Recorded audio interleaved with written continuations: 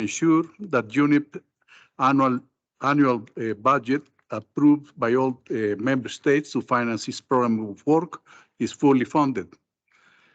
The discussion during this afternoon will be initiated by an informative presentation by the Secretariat, followed by a panel discussion with member state representatives. After that panel discussion, I will open the floor to delegations to provide comments and questions to the Secretariat, as well as to the panelists. Let me welcome then Ms. Sonja Layton-Cohn, Acting Deputy Executive Director, Mr. Henrik Slot, Chief of Partnership and Resource Mobilization Branch, and Ms. Katie O'Tear, Head of Public Sector Partnership and Resource Mobilization, to introduce the agenda item. Ms. Layton-Cohn, you have the floor. Please, Sonja. Welcome. Thank you, Mr. Chair, and good afternoon and welcome to all who are joining us virtually or in the room. I'm very pleased that we have this opportunity to have a dedicated discussion on UNEP's funding. I hope that this will become a good practice going forward. Engaging in dialogue with member states on funding is in line with the Secretariat Action Plan on paragraph 88 of the outcome document of the UN Conference on Sustainable Development, where we have committed to fostering the funding dialogue between member states and the Secretariat. The UN Funding Compact also calls for regular dialogues between member states and UN agencies. Having this discussion in 2022 is particularly important. The world is facing a triple planetary crisis. The importance of UNEP's mandates is more important than ever. The expectations from member states and other partners on UNEP have increased. At UNEA 5.2 earlier this year, 14 resolutions were adopted, including a landmark one on plastic pollution. Yet, the commensurate funding has not followed. UNEP is ready to be your partner on the journey to tackle the triple planetary crisis, and UNEP's medium-term strategy provides the blueprint to do so. But we do need adequate funding to be able to carry this role fully. With this session today, we hope to attain an understanding and recognition of the funding situation and its challenges and opportunities, and also to agree on concrete action to be taken to address these. For our efforts to be successful, it is important that the actions we agree on is a collaborative effort between member states and the Secretariat. With me at the podium today are Henrik Slot, our Chief of Partnerships and Resource, who oversees the Secretariat's action on fundraising from all sources of funding. And as Excellency indicated, I'm also joined by Katie, Head of Public Sector Partnerships and Resource Mobilization Unit, meaning that the main clients that we need of her, the team, and member states, you are all here. To provide a good background for discussions today, Katie will now make a presentation on UNEP's funding situation. Over to you, Katie. Thank you, Sonja. Good afternoon, Excellencies, distinguished delegates, ladies, gentlemen, and colleagues. The purpose of today's presentation is, as Sonja was already indicating, to give a good overview of the structure and status of UNEP's funding, explain the challenges and what has been done so far to address them. I truly hope that this will serve as a good basis for the conversation to follow in search of solutions and actions that we can work together between the Secretariat and the member states. The presentation, just to alert you, it's a bit rich in information. I will not speak to each and every point in detail. That's more for like your reference material for future as well. But I may also add some points, so please stay with me.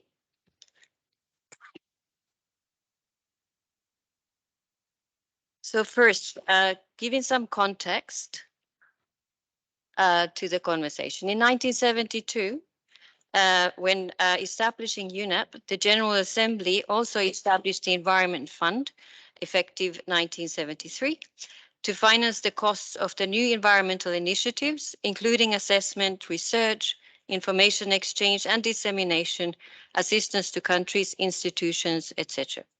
This is still the case, and today the fund is used for convening power to bring the stakeholders together at UNEA, for example, providing science for policy, raising awareness, guiding environmental governance capacity building, and it also provides for results-focused program management and robust oversight. In short, the fund provides a bedrock of flexible funding for UNEP's delivery worldwide in support of member states and the achievement of the SDGs. Now, a few decades later, in 2002, the environment contributions were originally made voluntary, so to facilitate potential for growth in financing the global environmental agenda. Therefore, it was not restricted. However, in 2002, the member states noted this had not quite worked. So member states decided that a mechanism was needed to broaden the base of contributions and enhance the predictability of financing the Environment Fund.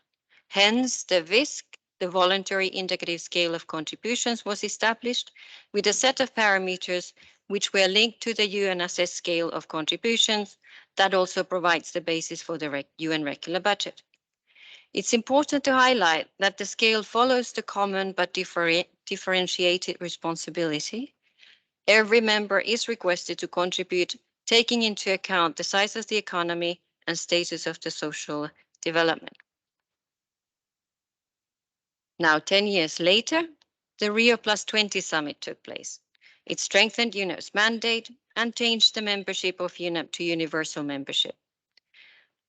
In the outcome document, specifically paragraph 88B, talks about a commitment of the world leaders to ensure secure, stable, adequate, and increased financial contributions to UNEP. And the UNEA decisions ever since have reiterated this commitment and asked the executive director to continue applying the VISC. Another decade later, this year, UNEP at 50 political declaration reaffirmed the need for all member states to contribute regularly. It also confirmed again the relevance of VISC as a tool. So now, against that kind of background, essentially, the message therefore across the decades is that all the 193 member states are encouraged to contribute their share to the Environment Fund.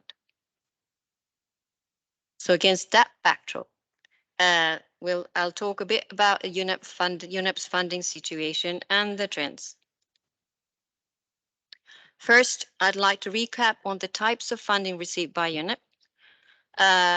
You may already know UNEP is 95% voluntarily funded. The 5% is assessed contributions comes from the UN regular budget. Environment Fund, as I explained before, is the voluntary core fund provided for by the member states.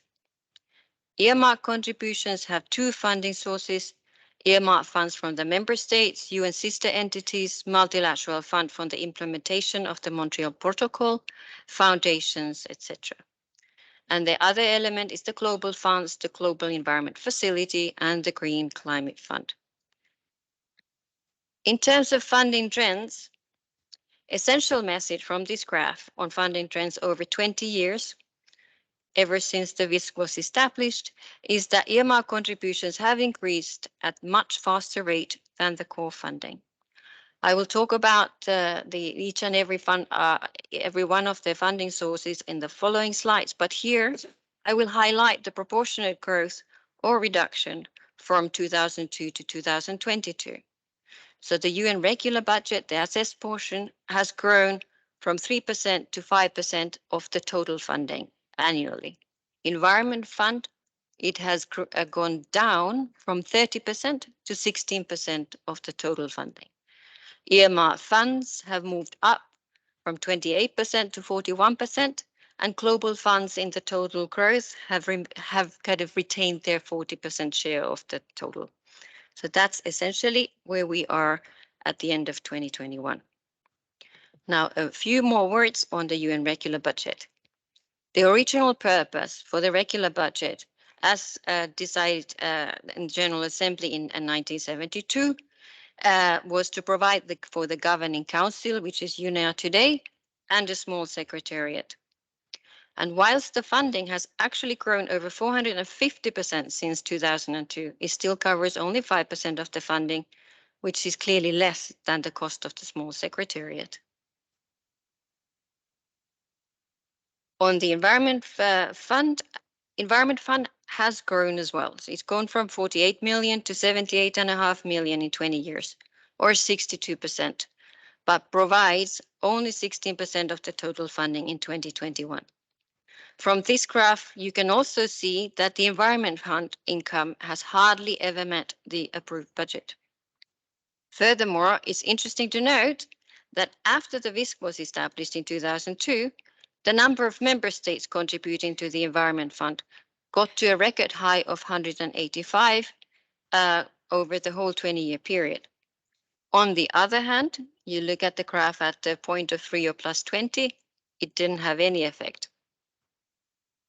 In conclusion, while the income has increased, the funding of the Environment Fund rests in the shoulders of a few countries.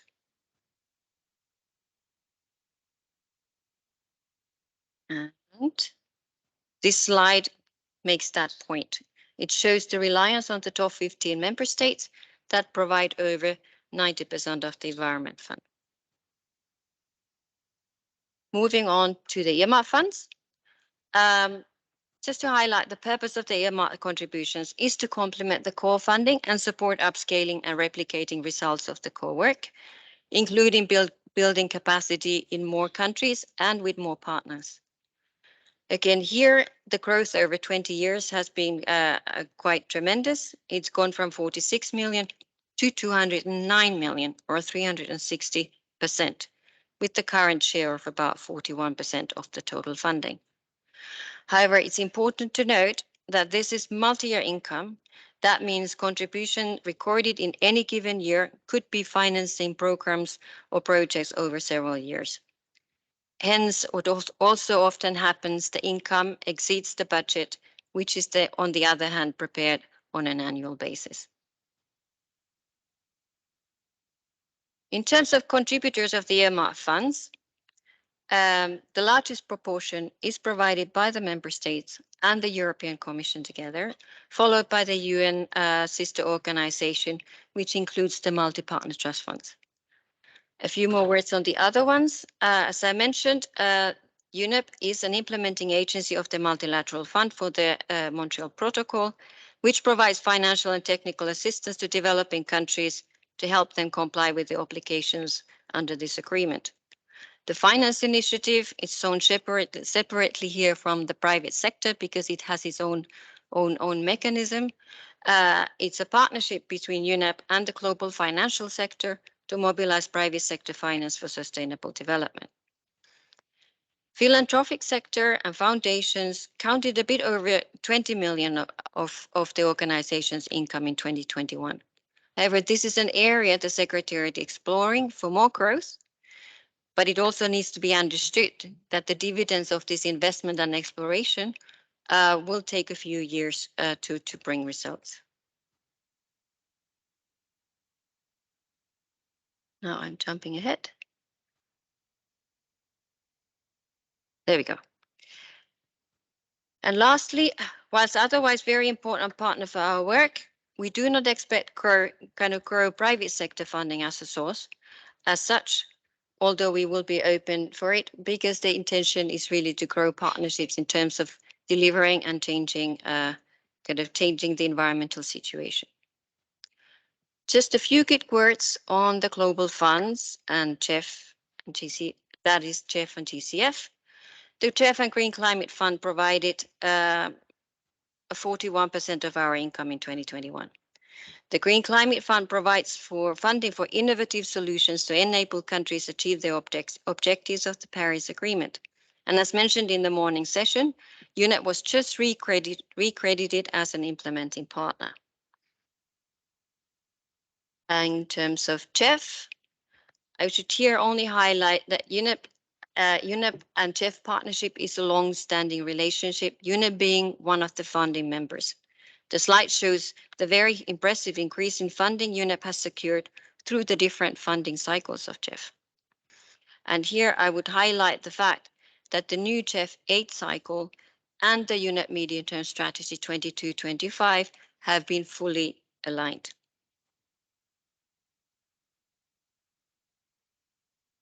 So after giving you a lot of numbers and figures, it's important to recognize that behind all of them is a big group of partners who fund and champion our mandate and mission. So we are grateful. So thank you. And now, just before we go to the next section, so that you get a little break, we need to do some work together. I would like to introduce Mentimeter and invite you to go to www.menti.com, use your phones or your laptops, and press in the code 8782136. So we are going to explore the funding kind of parameters or the universe a bit more together. So www.menti.com, code 8782136, and that should also be in the session chat. So the first question here, yeah, would they let them log on? All right. You ready?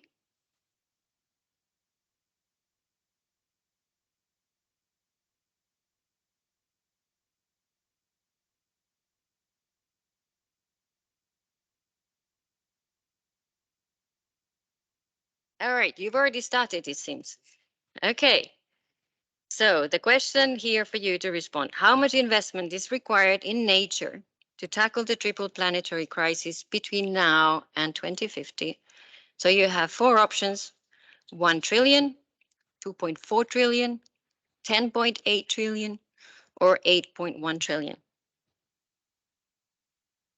And now we are seeing how is that going. It looks like 10.8 trillion is on the winning course. We'll wait for a few more responses. We are at 47 there, 46. People are changing their minds back to 47%.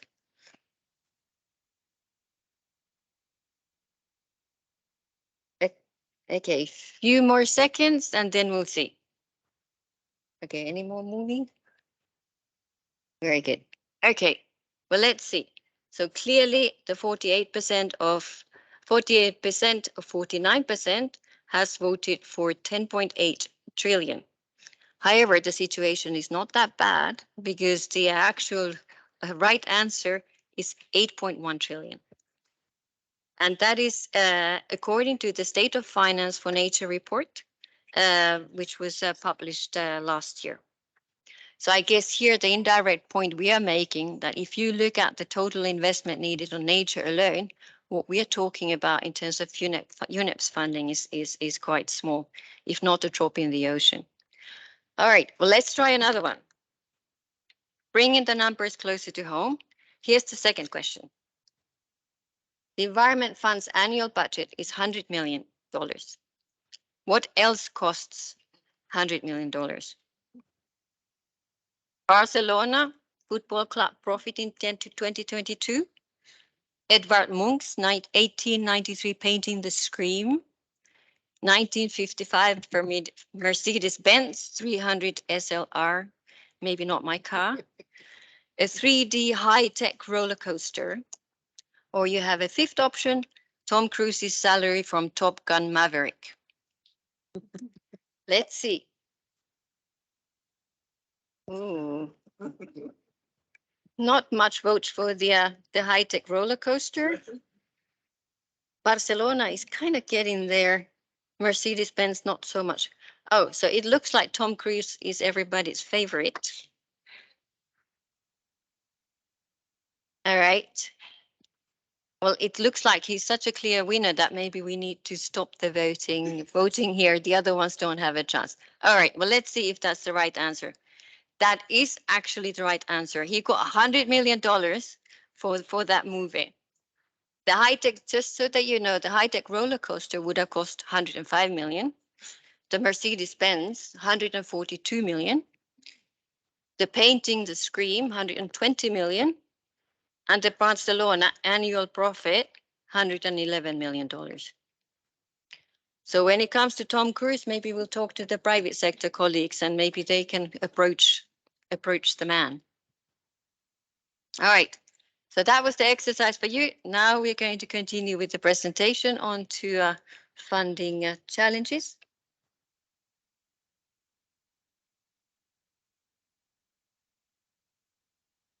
There we go. All right. So in terms of funding challenges, the Mopan report said it in a nutshell. UNEP has remained highly relevant. We have delivered scientific assessments, policy advice, capacity building with visible outcomes. Yet we continue to be highly dependent on restricted funding, which hampers UNEP's ability to deliver better. So in that context, to first address the quality of funding. So the gap between the core and the non-core funding, as you already saw earlier, has been growing. The scale has dipped further from 2002, when the share of flexible core funding comprised 30% to 32% of the total funding. In 21, it was only 21%. According to the approved budget, which was shown to you this morning, this share should be 28%. And furthermore, as per the goals of the UN Funding Compact, it should be 30%. In fact, 30% voluntary core funding. And that would be the target set for the whole Secretariat. So the scale is a bit slightly on the offside. In terms of, hang on a second. There we go. In terms of the consequences of the imbalance of a narrow of the consequence of the imbalance in terms of the core versus non-core, the main concern is the ability of UNEP to deliver its program of work in effective, efficient, and balanced manner. As the member states have pointed out in the previous discussions, the main casualty of the imbalance tends to be the foundational work on science and environmental governance. This was also noted by Mopan in their report. Tight earmarking also reduces the flexibility to scale up work and reprogram funds when needed. In terms of the narrow funding base and consequences of that, UNEP is actually exposed to any change in political and economic developments in a particular country. This has actually happened. We had 1 year when we suddenly lost 4 million, another year we suddenly lost $5 million. This was not because any problem with UNEP, so it wasn't like we messed up in any way, but this was simply because the governments have to make difficult decisions to reduce stop voluntary funding due to their economic situation. To conclude on the funding challenges, just to say that UNEP's challenges are not different from the rest of the UN. You can see it from the graphs here. The earmark funds have grown at a much faster rate than the core funding, but still, considering the strength and mandate of UNEP and the triple planetary crisis, we do need to take action. So what has the Secretariat done then in terms of taking action and addressing these challenges? It's built on 2 pillars. As Sonja already mentioned in the opening, the action plan for paragraph 88, specifically on paragraph 88B, which was taken note of by UNEA in decision 5.4. And we have the revised resource mobilization strategy from 2021. They are fully aligned with each other, and like I said, they address all the challenges we mentioned. Specifically to mention also on the strategy that it's It's to address the 22-25 medium-term strategy with targets where possible. And to increase the efficiency of the Secretariat's action, it's nested all resource mobilization function under one leadership in Corporate Services Division, and it's also establishing a coordination mechanism with the lead of the Deputy Executive Director. So I will not, in this presentation, go into all details of what the actions of the Secretariat has taken, but I will highlight 5 key areas: the thematic funds, the communication, increased environment fund, and potential of the voluntary indicative scale of contributions.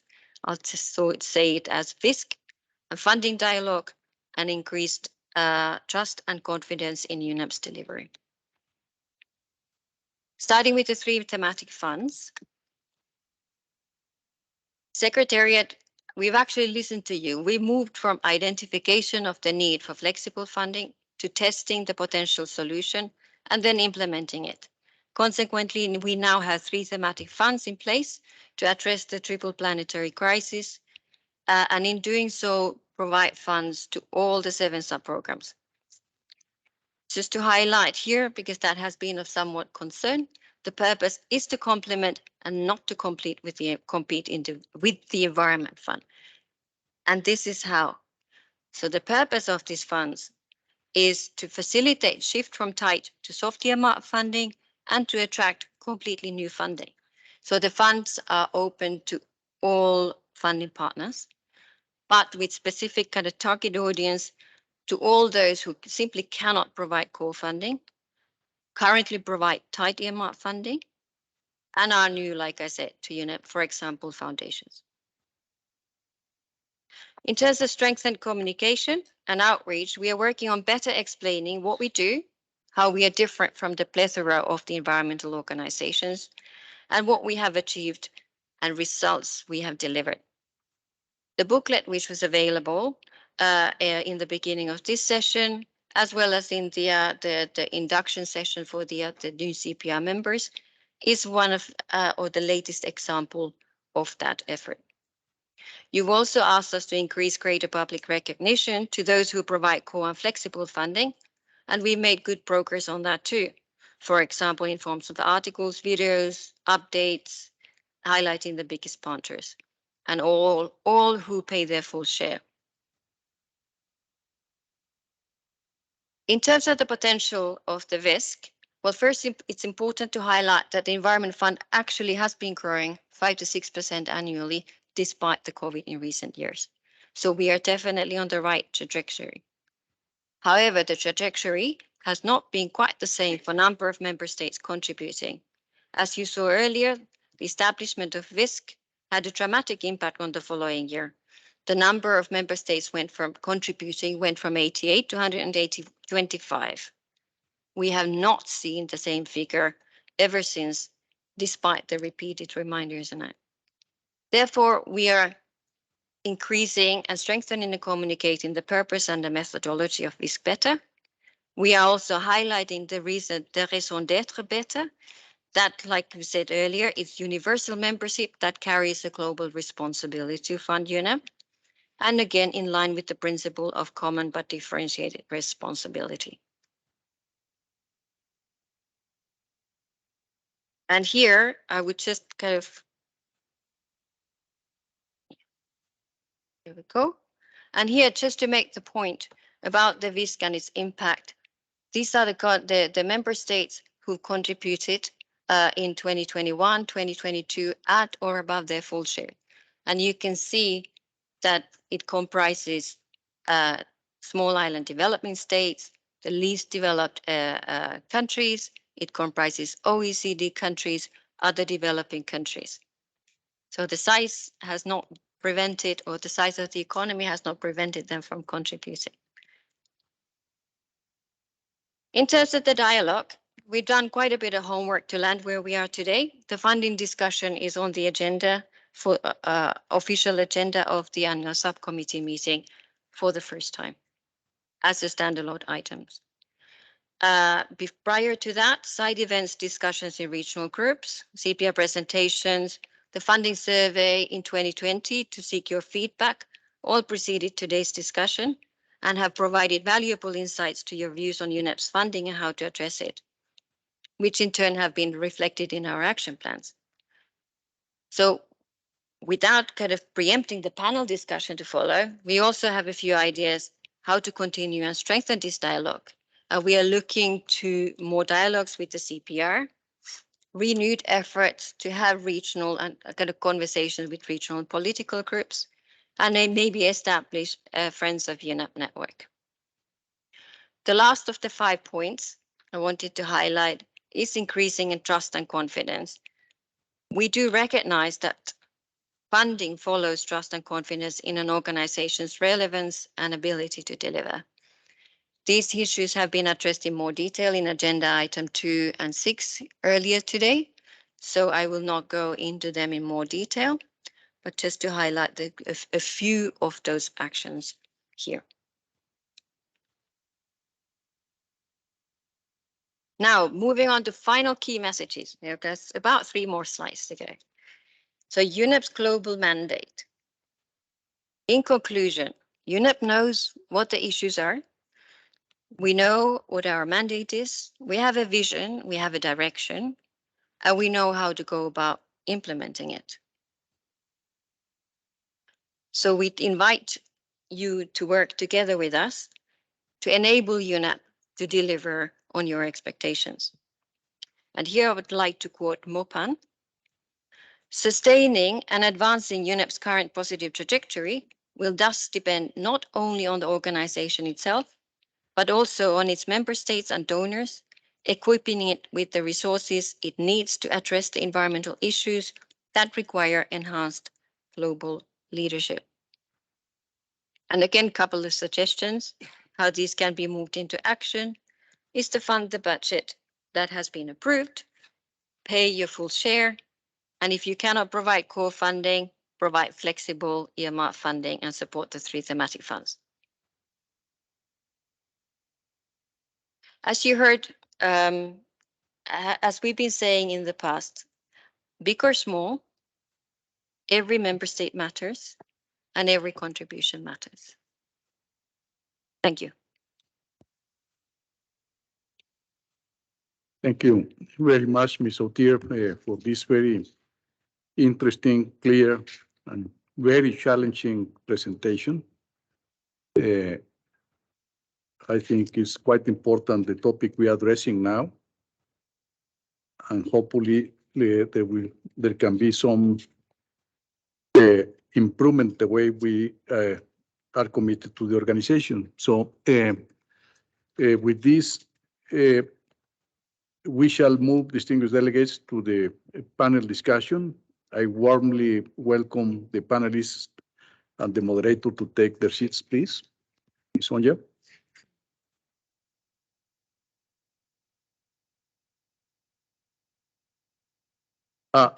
Yes, meanwhile, I understand the Secretariat has prepared an introductory 4-minute video. Please, can we go ahead with the video?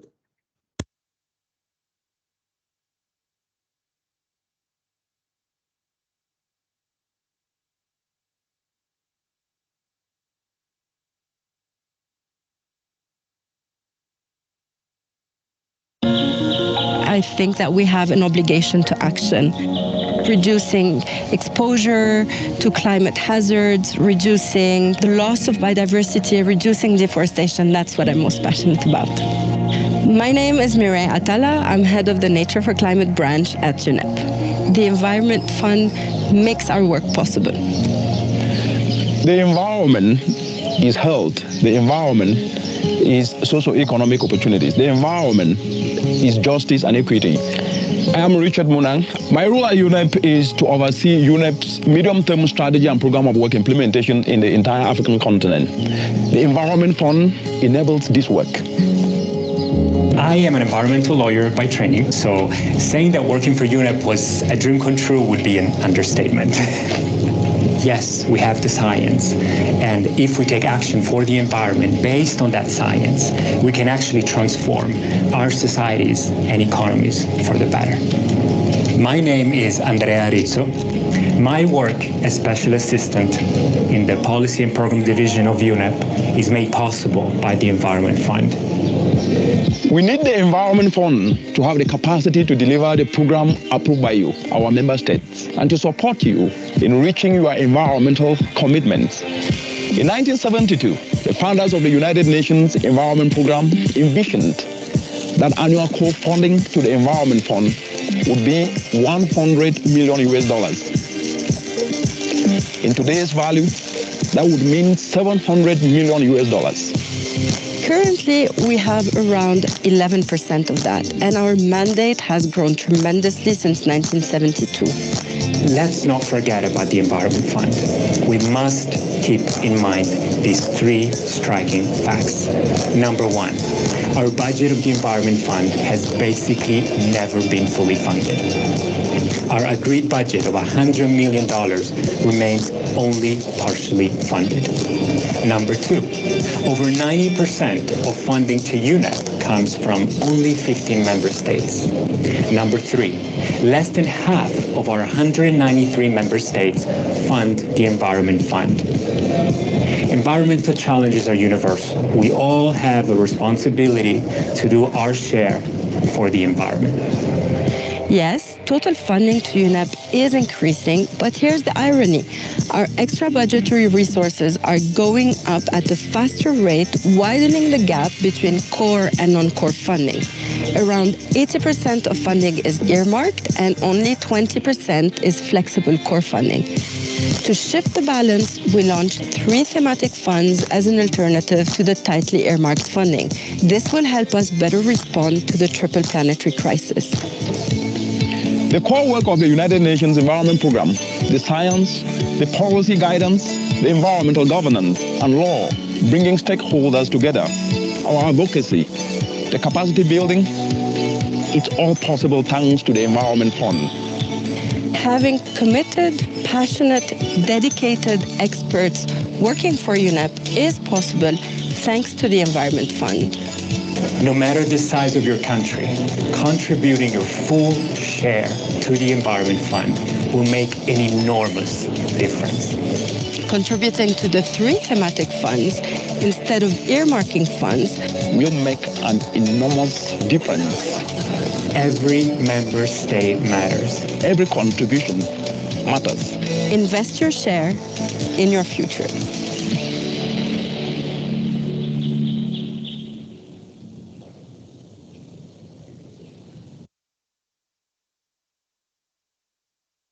Thank you very much for your attention. Let me now hand over the meeting to the moderator, Ms. Sonja Layton-Cohn, Acting Deputy Executive Director of UNEP. Sorry. Thank Welcome, you. Sonja. Thank you, Your Excellencies. Excellencies, distinguished delegates, ladies and gentlemen, I trust that the video you just saw gave you a very good feel of the passion and commitment UNEP staff have for the environment and delivering the work you have tasked us to undertake and with the resources you provide. Following that, I'm very pleased to welcome you to today's panel discussion with member states continuing on the topic of funding. I will be the moderator. It's my chance to be Oprah, so I hope you'll support. And I will have with me very distinguished guests. From my far left, we have Danny Radasinya, Deputy Permanent Representative for UNEP and UN Habitat of Indonesia. Welcome, Danny. We have Ignas Chua, Director for Policy and Planning of the Vice President's Office, Environmental in Tanzania. Welcome. We have Stig Travik, Director of Department for Climate and Environment, Norwegian Agency for Development Corporation. Welcome. And we have Alexander MacDonald, the Permanent Representative of Barbados for UNEP and UN Habitat. Welcome. And it's important to say we have 2 who have joined us from afar and 2 who are based with us here in Nairobi. We are delighted that you could be with us today. So let's set the stage. As you would have heard from Kathy, the funding of UNEP is a critical discussion at a time that the world is facing major planetary crisis and demands on UNEP's delivery on the mandate have increased. While at the same time, thank you, the organization continues to be very strongly dependent on voluntary contributions for 95% of its income.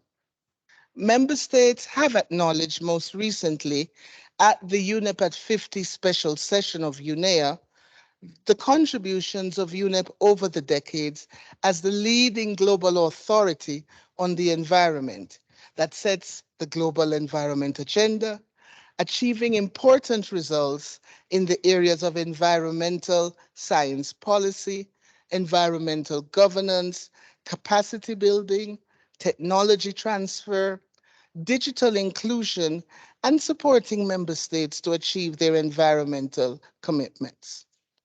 We therefore think it's timely to discuss how UNEP's well-recognized role in addressing the global environmental challenges could attract more core and flexible funding from a wider base of funding partners, and hopefully to agree on joint actions that can be taken by both member states and the Secretariat to address these challenges.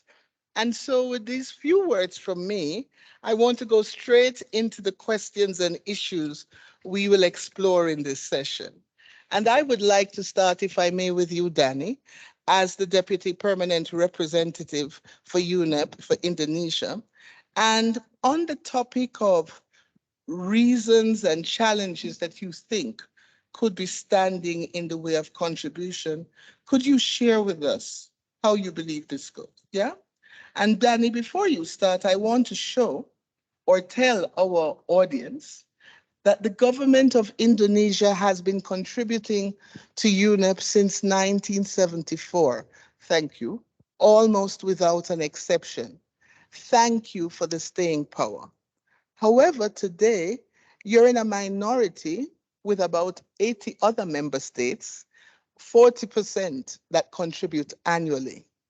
This is what we would like to explore. Immediately after 2022, when the VISC was established, the number of member states was reached a high.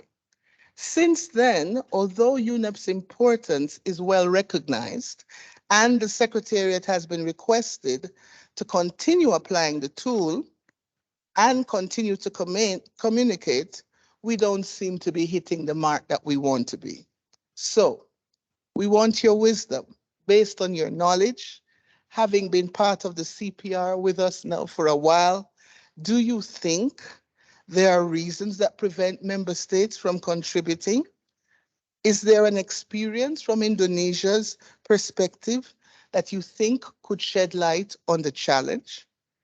And as you think about that, do you think the VISC is helpful or not? Yeah? And please share any other ideas you may have. You'll have to use your mic. Thank you very much, Sonja. Good afternoon, Excellencies, ladies and gentlemen. It is an honor for me to be able to join this distinguished panel, including Ambassador Stig, who was at some point Ambassador of Norway in Indonesia. So it's glad to be here. Regarding the question, I think it's very important for us to understand that, well, with the risk of oversimplification, I think there will be two clusters of factors that member states really consider carefully when they want to do a contribution. First, of course, internal factor, and number two is external factor. Internal factor includes, among others, the economic condition of the country, the priority at policy and political level, and number three is what I call human factor. Human factor here means that actual group of individuals who are actually involved in developing the contribution, because in our system we have like a task force comprising of several ministries. That would be my take on the internal factor. On the external factors, of course, we have to consider the global landscape of the international politics, as well as the interaction or the dynamics between the secretariat of that organization with member states. And I believe that the dynamics between the internal and external factor can create either an enabling environment that can catalyst more contribution, or vice versa, hamper the member state to further contribute to that international organization. And in the context of Indonesia, just to give you a background, for 2022, our budget for contribution is around 53 million US dollar for around 200 international organizations, big and small. Last year in 2021, it was 64 million because it constitutes both the payment that we have to do for 2021 and some obligation carried over from 2020 that was because of COVID challenge. And if you look into the trend from 2003 until 2012, actually Indonesia paid almost always in the FISC level. But starting from 2014 until now, our contribution remains stable at around 75,000 US dollars, while the FISC is fluctuating between $380,000 and then goes up to 735,000. And I think currently Indonesia is around 534 something. And if my memory recollection is correct, from the year 2000 until now, we only missed twice for the contribution. It's 2013, which I don't know why, and 2020 for COVID, definitely. 2022, we haven't paid, but the year has not ended. Don't worry. We have received, of course, the letter from Executive Director dated 22nd January 2022. We have checked with colleagues in Jakarta. I was informed there is budget. So there's a light in the end of the tunnel. But I don't know to what extent, but hopefully if all goes well, you will have that contribution from Indonesia for year 2022. So far, we haven't received any, request from Jakarta to increase or to decrease the contribution. But what I want to say here is that the role of the permanent mission is very important to provide input to capital. We have done this. I had the experience when I was serving in the embassy in Rome. We were in 2008, our IFAD 8 replenishment level was 5 million US dollar. In 3 years' time, in 2011, in IFAD 9 replenishment, we managed to convince Jakarta to double our contribution. And until now, until IFAD 12, our contribution is still remain the same for $10 million. So I think there is a good opportunity for us as well here in Nairobi to, have that discussion in the future to hopefully try to get that opportunity to engage more on that environment fund. If I'm not mistaken, for Indonesia currently, our contribution to UNEP related funds is around 460,000 US dollars. It includes the various UNEP accounts, UNEP 700, UNEP 1030, UNEP 1040, and others. But of course, for the UNEP 700 is that 75,000 US dollars. And you also asked about the FISC, whether it is a good tools for us and can create a good positive opportunity or positive tools to invite more contribution. I would say yes and no for now. Yes, because the FISC and also the actual contribution from other member states can provide the country concerned, let's say Indonesia, for instance, to see the global landscape, to see where we are actually, right? But I would say at the end of the day, it would depend on the priority back home. So that's why up until now, from 2014 up until now, our contribution remains stable at that 75,000 US dollar. And last point, I don't want to take too much of your time. I think I would say two things. Number one, knocking at the door of the right person, because I think everybody in every country has their own different system. So let's say for Indonesia, for contribution, we have the task force comprised of Ministry of Foreign Affairs, Ministry of Finance, line ministry, in this case, Ministry of Environment. And then we have the Ministry of National Development Planning, and we have the Ministry of State Secretariat. So we have to actually knock on those doors to make them understand about the necessity, about the importance of increasing the contribution, for instance. So that would be one thing. And the last point, I think, when we talk about asking or inviting member states to contribute more, I think there has to be some kind of incentive as well, in terms of, I don't know, it's just for me brainstorming, like opening up more job opportunity for the national of that particular country, and as well opening more opportunity for procurement. So I think that would also be like some kind of incentive, more information, more complete picture to member states in relation to their being invited to contribute more. I'll stop at that, and I think we can discuss more on other elements. Thank you very much. Thank you, Danny. I learned a lot from your invention. So one, we all have to know how our individual governments make allocation. In your case, there is an integrated task force of players, and that's important. A second element is the role of the PR and DPRs in Nairobi and their ability to tell that story back homes to their governments and know that. That's very interesting, and we thank you for that.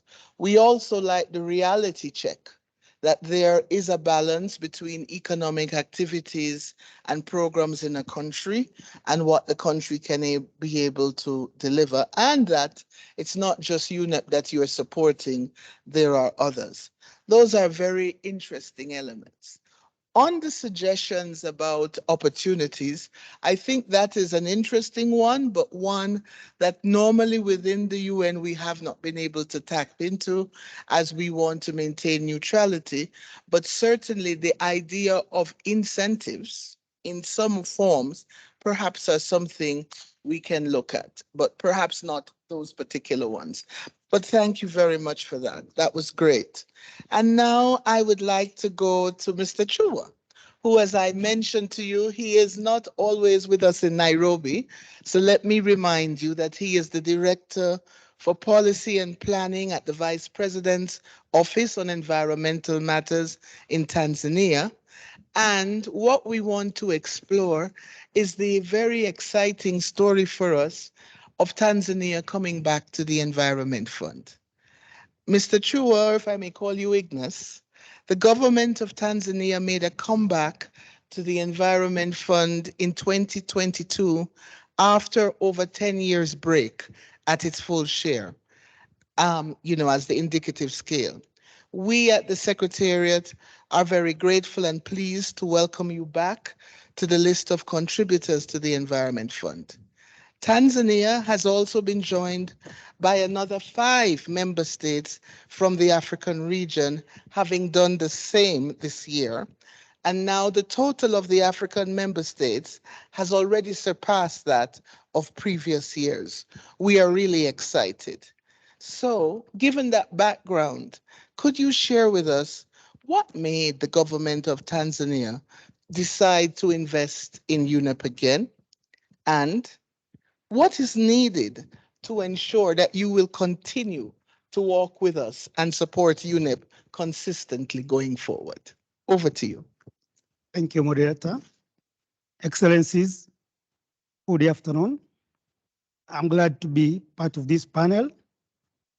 On the question of what made government of Tanzania to decide to invest in UNEP again. First, I would say the sixth phase government, under the leadership of Her Excellency Samia Suluhu Hassan, President of the United Republic of Tanzania, has demonstrated environment as one of the top priority agenda in developing process.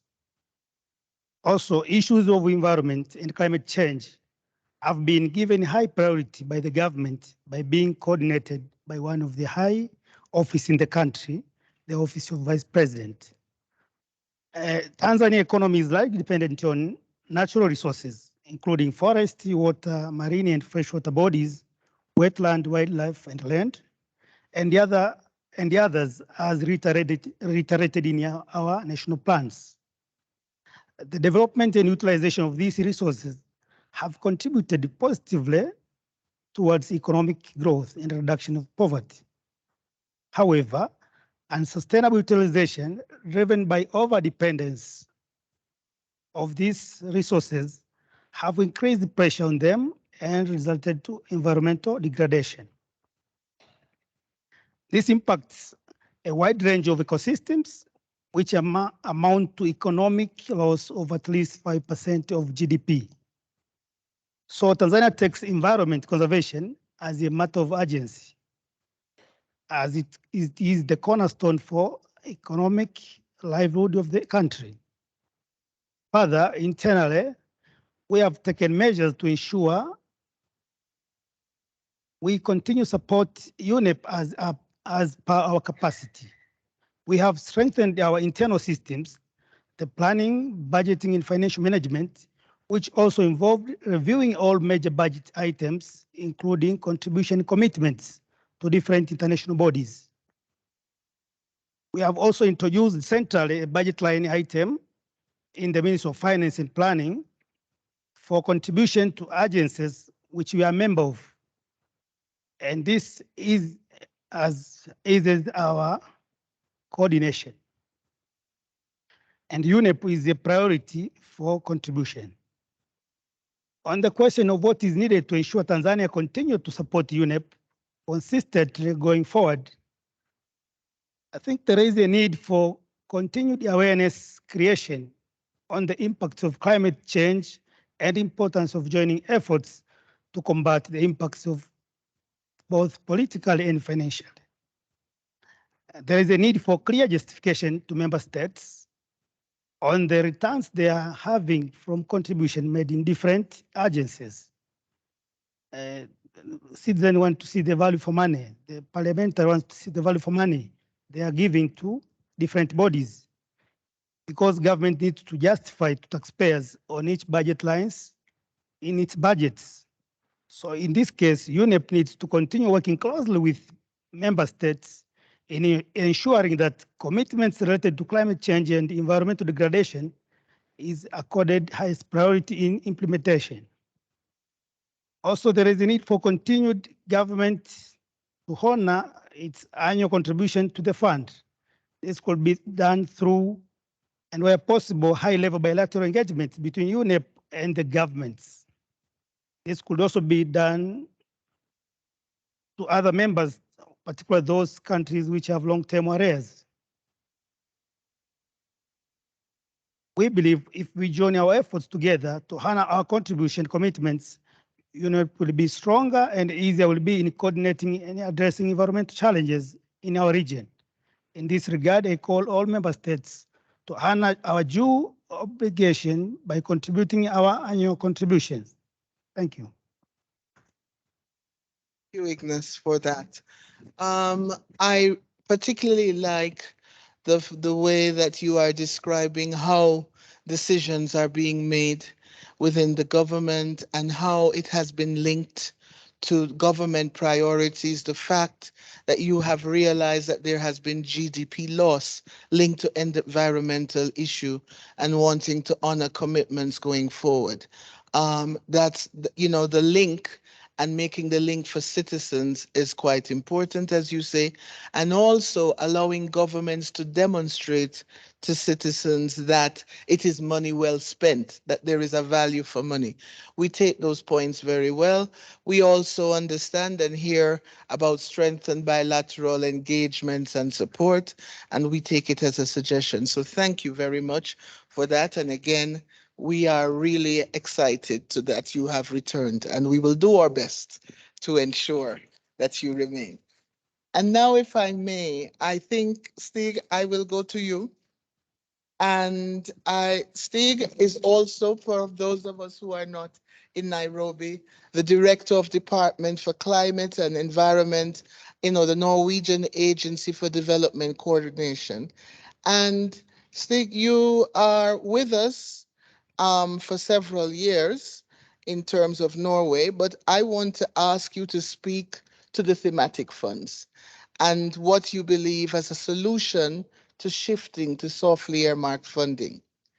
In the 2020 survey that UNEP did on funding to member states, we had many respondents that spoke to the fact that they needed to demonstrate that the government has supported a specific environmental cause or that their funding is aligned with priorities of the national government. And this is what is driving earmarking. And so, in order to persuade governments to make a shift from tight, and by tight, we're looking at very specific project or in a particular country or in a particular area, from very tight funding to more softly earmarked around themes or issues was suggested as a good approach. Over 82% of our respondents also thought that charging a lower percentage of program support costs would be important to the Secretariat, and we have taken action accordingly in our latest efforts. And so today, we have 3 thematic funds for climate, for nature, and pollution, with a lower program support cost of 10%. And that lower program support cost is possible because with a more soft approach, the administrative burdens of managing the resources are also less. And so we can pass that on to the donor.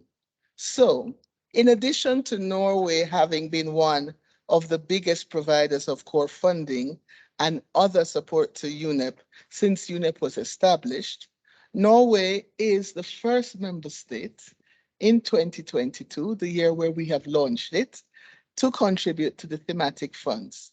In addition to increasing its core funding to the Environment Fund. Wow, thank you. So the questions to you are, why has Norway decided to provide flexible funding? And why did you choose the thematic funds as your solution? And then, what arguments would you provide to those member states that are debating whether or not they should stick to tightly earmarked support or they should explore and shift to these new softer fundings? Looking forward to hearing your thoughts. Thank you, Sophia. Can you hear me properly? Yes, but now? kind of low, right? It's on? Yes. Yeah, it's on. So thank you, Sophia, or should I say Ofra, as long as you are chairing this wonderful talk show. I'm very happy to be here with you, and also to be here with the representatives of Indonesia, a country where I have spent 5 years of my life as ambassador. Indonesia is also a leader in tackling some of the most important issues that the planet faces, both in terms of deforestation. Indonesia has been very successful in reducing deforestation and is also a leader on ocean issues, among many other environmental issues. I'm going to Tanzania tomorrow, so I'm also extremely happy that you are here. And we want to discuss in more depth with your government how we can work together.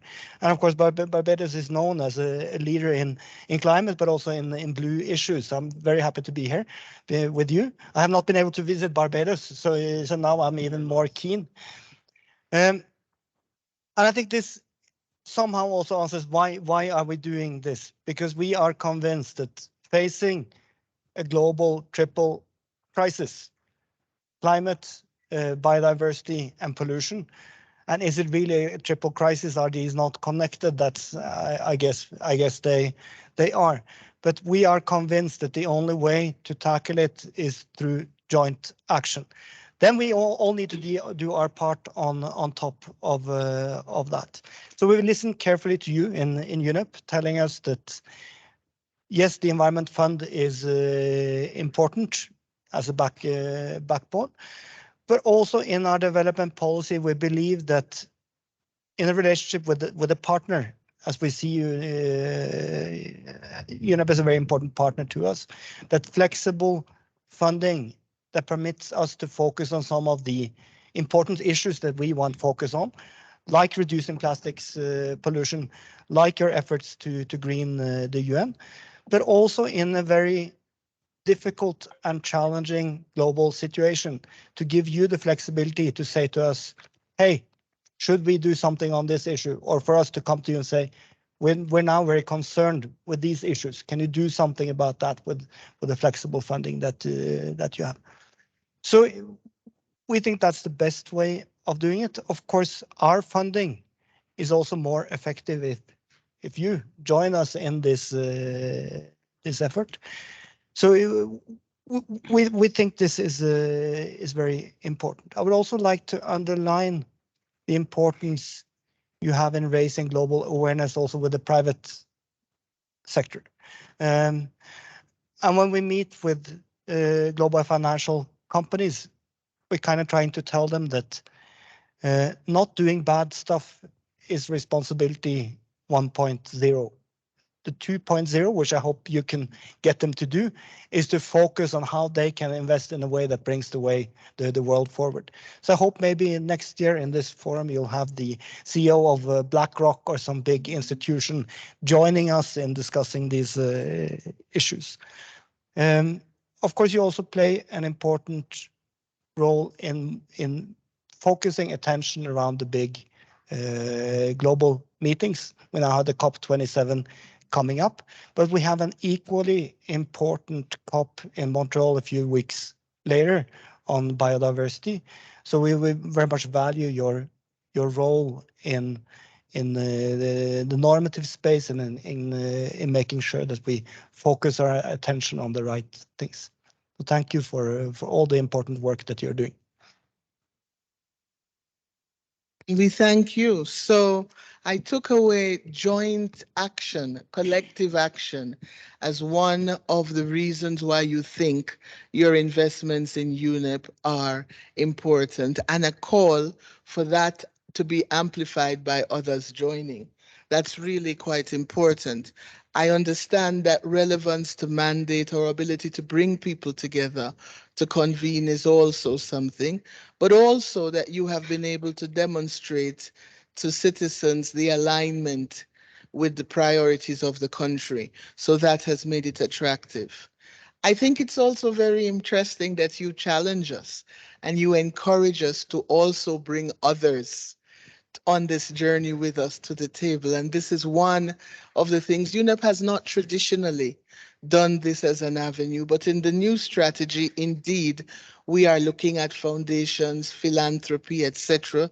We use our vehicles of the finance initiative, which you would have heard of, to change behavior and drive changes in financial and insurance sectors.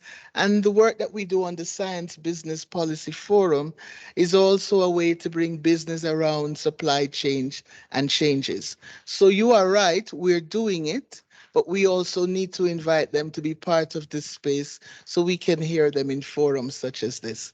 Thank you for that suggestion and for the support. And last but not least is, as His Excellency did on the first day, one of our newest members who has joined us in Nairobi and set up offices here, Our Excellency Ambassador MacDonald, the permanent representative of Barbados to UNEP and UN Habitat. We welcome you. and we would like you to talk to us about why paying the full share matters. Alex, the government of Barbados has been contributing to the Environment Fund since 1974. Should be very proud. In doing so, you have been consistent in paying your full share. Barbados is also joined by other small island developing states in this endeavor. Yet we do have over 100 members, much bigger in size of land and economy, that don't yet contribute. So this is a way for the small islands to show the bigness of the heart and the strategy. So we would like to know, despite the fact that the world is facing so many challenges, the Secretariat still believes that in the bigger global scale, we have not asked for very much. That's what Kathy's Mentimeter was showing us. Okay, we're competing with Tom Cruise on his salary here. So putting it in that space, what is your government's motivation to consistently support you? And what would be your message, I'm sorry, can you hear me, to the member states for which the notion of voluntary maybe gets in the way of the contributions? Maybe it's a misleading message compared to being in the GA. And is the decision, maybe controversially, to fund UNEP a luxury or a necessity? The floor is yours. Thank you so much. First, thank you for including ACIDS in this panel. I think that we have a voice, and a very important voice, that's not often heard a lot. And so we thank you first for that. And the question you've asked is really a personal one, isn't it? It's about how do we perceive UNEP and our role. And as a result, it fits very well into our national stance, which is that we don't pretend to want to judge why things are done by others. We only judge ourselves and why we perceive value and why we do what we do. Our national ethic is one of, if you're in a party, you're going to pay to get in. You know, so if you're going to want to say something, have you paid? That's our national ethic. Now, each person, each nation has its own right to do what it wishes to do. But our participation in UNEP and our consistent paying of our way represents what our national ethic is like. For other people, it's different. We're small. And being small, we realize that we don't have the leverage to withhold or not, or to finesse. If we want to take the most that we can get, we have to join. The value of being small is realizing that in numbers there is strength, and therefore that's why ants get together, and they can move an elephant. That's the first one. The second one is, if you stand on any beach in our home, the triple planet crisis is right there, washing up every day. Every June to November, the triple planet crisis is there. And we are the canaries. We are the canaries in that well, in that mine. We see these things coming because in the middle of the ocean, when the climate gets bad, we feel it first. When your rubbish comes to us, it lands on our beaches first. And every year we collect more and more of your rubbish. Thank you. And every year, when I was a boy, we didn't know that there was this thing called a Category 5 storm. We knew about a Category 3. And if you heard of a Category 4, it was like one in every 20 years. Now, every storm passing through is a Category 4 or 5. And every year we have to build back. Every year we build back what was destroyed the previous year. So for us, why do we pay? It's because we realize nationally and emotionally that we can only face this together, Pamoja. We can only do it together. And we realize that because we're actually small.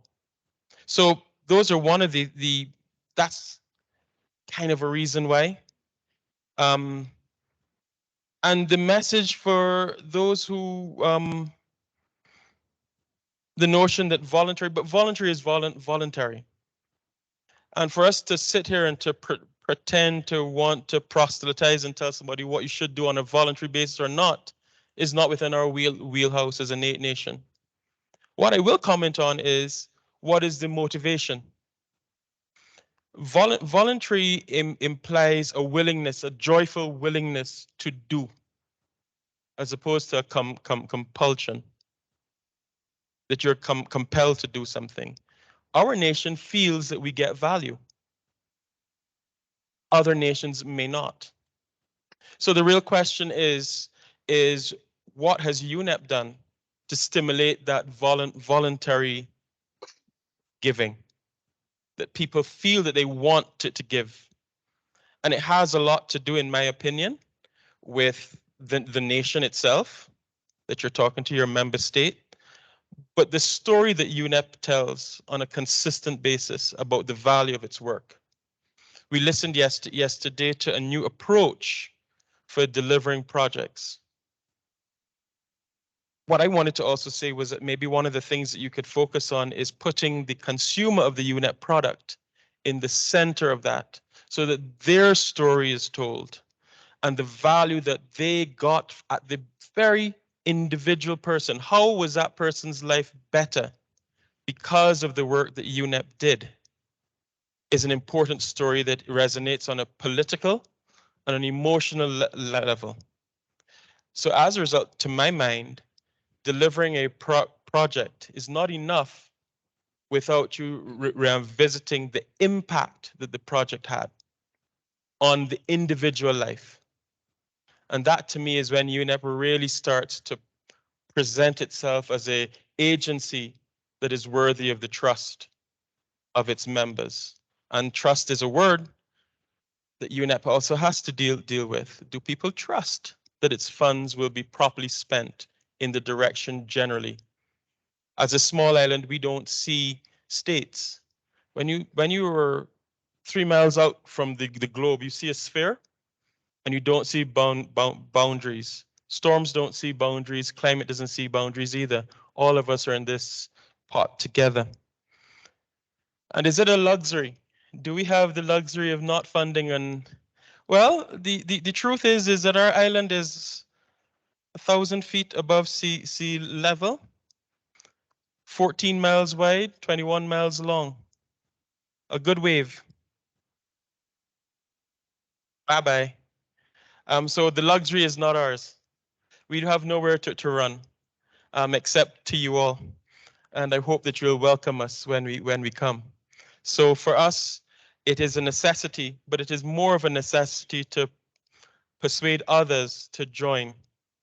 Because if we fail, there's no plan B. Our Prime Minister has said there is a red light going off. And if you can't see it, it's because you don't want to. Powerful words to end by. There is a red light going off, and if you can't see it, it's because you don't want to. Alex, you have had a lot of nuggets of wisdom there. You've been quite poetic too, I must tell you. I had no idea that you had all of that lyricism in you. So it's been a pleasure to hear you. I think the small island state perspective you've made very real, very compelling. The what's in it for me, you've answered actually, because you have indicated the value in UNEP and how it aligns with your national priorities and ethics, and that you believe, I love that analogy, the ants getting together can move the elephant. I need a visual of that somewhere, because indeed that is something that should motivate all of us, that we can address these challenges that we have. But you've also challenged us that we need to also look at ourselves in the mirror as UNEP, and we need to check, are we giving that feeling of value to all our member states? And can we bring the impact? We were talking about it in evaluations, but can we bring it? Can we put a face on that? Can we make it concrete and tangible? I'm not sure, okay, given our small footprint, but you've given us a challenge that we'll have to try to address because maybe it will unlock more for us. So thank you for those ideas. So you all are very wise and you all have given us great insights into what your countries, your perspective has been. And now I'd like to ask you all one more question, and it's for all of you. Based on the information and views that have been presented, your own experience and knowledge, what are your out-of-the-box thoughts on what you think member states and the CPR can do together? CPR is helping to ensure and making sure that it steers UNEP in the right way, both in terms of priorities, but in terms of our governance and systems. They're also individually member states as well. So how do we find that sweet spot between member states, CPR, and the Secretariat to come up with ideas that support and encourage all to do the best they can? And I take your point about voluntary and not dictating, but to get all of us to chip in the way we can. What do you think that could be put on the table? Any takers? Any ideas? Have you been inspired by each other's thoughts and reflections? I hope so. Yeah. I can try. I would like to pick up on somewhat was said from all my three co-panelists in different ways. I think, and maybe starting with the red light. I think we all know the science. It's not a problem, and I think what we do need help with is how do we communicate in a way that creates a way forward. So, even if you see the red light, if you only see a very uncomfortable or maybe impossible path in front of you, you'll still not act on the red light. So, I think we are facing a time ahead where it's going to be more difficult in general to mobilize the funding that we need to tackle our joint challenges. So really, in a way to demonstrate, not only to us, but help us demonstrate to people, what does UNEP bring? Why is UNEP important? That will help all of us. And I'm not putting it on you to tell us, but I think that is a joint dialogue that we need to have. How do we translate the knowledge into something which is actionable? And that people can also see UNEP is actually helping us on the way forward here. So that would be maybe not out of the box, but some thoughts. Thank you. Who would like to go next? Danny, you have the mic. Okay, thank you very much. One concrete suggestion: strengthen engagement with youth. Yes, youth and university students. Why? Because they will be the future leaders for the next 20-25 years. And in the national context, youth in Indonesia is very active, and it will not look good for government to say no to youth initiative. So that's your incentive to engage with youth. Concrete example, just several months ago, the embassy in Nairobi had 4 interns, and we managed to bring them, 2 of them to you for a meeting. Now all of them are back in Indonesia, and they are really, playing the role as the young ambassadors of international, of environment. They even invite me again as a resource person for a model UN, especially for UNEP role. So there, it's already tangible result. And if we can scale up, make a systematic approach to engage with youth and university students, I think it will create enabling environment for governments at the end of the day to engage more with UNEP through contribution. I mean, it's a long step, but I think, first of all, making that engagement with youth as a long-term investment. So when they go into foreign ministry, they go into the Ministry of Environment, they already have that click inside their head, oh, UNEP is important. When we go to the task force of that contribution, okay, good. Something like that. So that would be my concrete contribution and suggestion to UNEP. So I think if Sam Barrett listens to this, I think he will get more job after this from Sonja. So thank you for that. Thanks. I was thinking of him. I hope he is hearing. Thank you.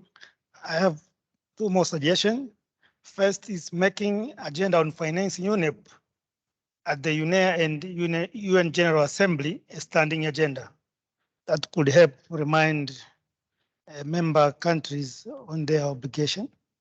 And second is for UNEP to hold side event meetings in the global summits. That could also help in meeting the head of state and a high-profile individual from institution from private sector, and that will help as well. Thank you. Thank you, Ignace. These are great suggestions. Alex. Thank you. So out-of-the-box thoughts. I don't think that we need out-of-the-box thoughts. I think that we need to follow through on many of the things that we all know. UNEP at 50 is middle-aged. And the thing is that the constituents that it's serving are young.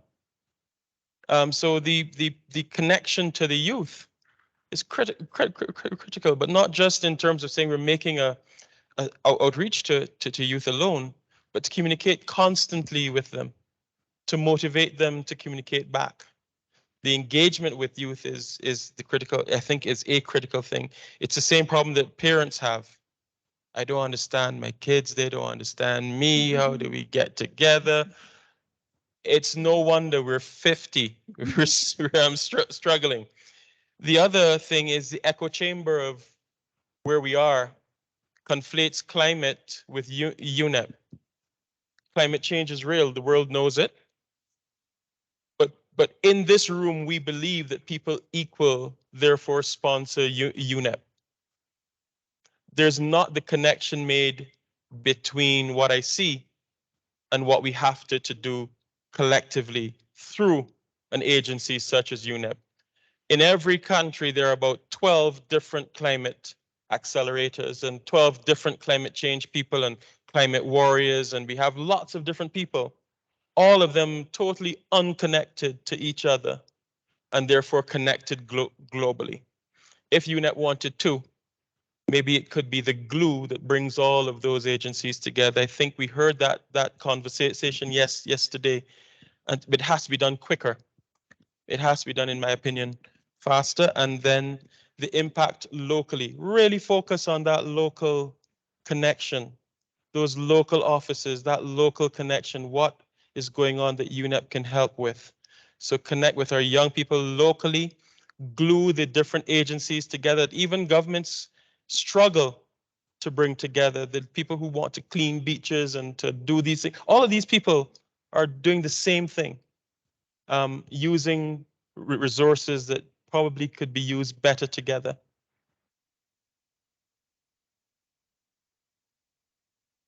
Thank you. I think that we deeply appreciate all the ideas and suggestions.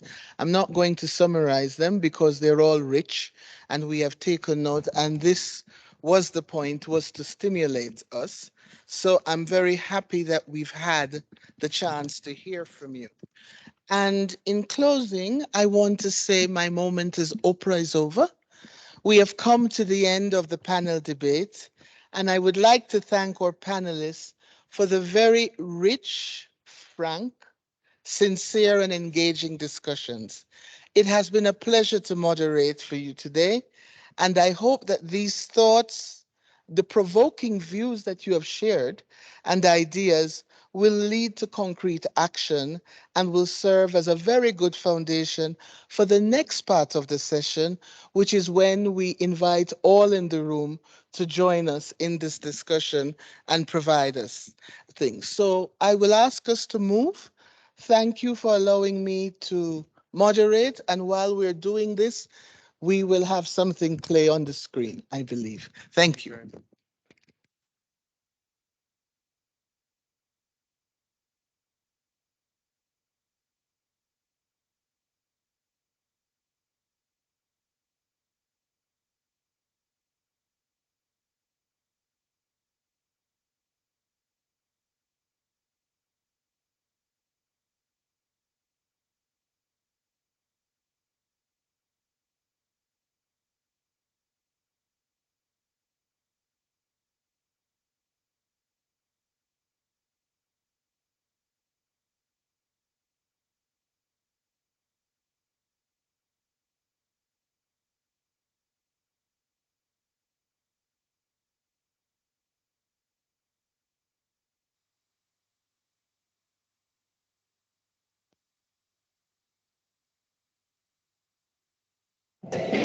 UNEP serves as an authoritative advocate for the global environment.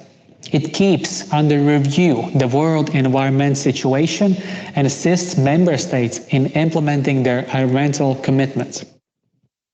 By working with UNEP, we've achieved significant successes and made meaningful progress, from tackling ozone pollution and protecting our oceans to promoting environmental law and addressing the impacts of toxic chemicals such as lead in paint. Through its scientifically driven agenda, UNEP has established a credible platform for countries to come together and act boldly to advance the global environment agenda. Important. Under the leadership of Inga Anderson, and with its expert and committed staff, we know that UNEP will continue to deliver for the global community. We in New Zealand pledge our ongoing support. Hoy más que nunca necesitamos de la ciencia y de esa interfase de ciencia con política pública, que es mucho del rol que hace PNUMA. UNEP has developed and promoted the idea of sustainability all over the world and has inspired both the governments and the public in the countries to act and live sustainably. 过去50年啊，环境署作为全球环境事务牵头部门和权威机构，在凝聚各国共识、捍卫多边主义、推动全球生态环境治理和可持续发展中，发挥了不可替代的关键作用。The Netherlands stands ready to continue our support to UNEP to step up collaboration and to collectively strengthen the global environmental governance. As Fiji progresses its pathway towards reversing the biodiversity losses, it cannot stress enough on the need for an ongoing partnership with the UNEP. A organização que hoje celebramos tem, desde a sua fundação, desempenhado um papel fundamental na tradução, promoção e divulgação do conhecimento científico em recomendações políticas pragmáticas. Reconocemos la contribución del NUMA en estos 50 años, coordinando y organizando el esfuerzo mundial y regional, especialmente en América Latina y el Caribe. A new global spirit and partnership is required, henceforth, one that includes all member states. Barbados will continue to do its fair share. Depuis des décennies, nous soutenons cette organisation parce que nous croyons au rôle crucial qu'elle joue en faveur de l'environnement dans tous les coins du monde. UNEP has grown up since then to become the by far main voice for the global environment. The spirit of Nairobi has become a symbol of integration and cooperation and the recognition of the value of the multilateral cooperation for the environment.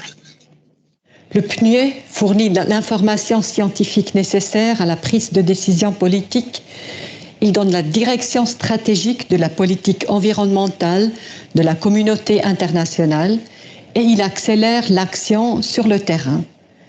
Since its beginning, UNEP has been the pioneer of green multilateralism, a unique and universal platform to address the environmental challenges we face. The work of UNEP has never been more important, and our work is far from complete. We all need to take our fair share of responsibility. To us, UNEP's role as the global voice for the environment is indispensable. During this era of triple environmental crisis, we need UNEP more than ever.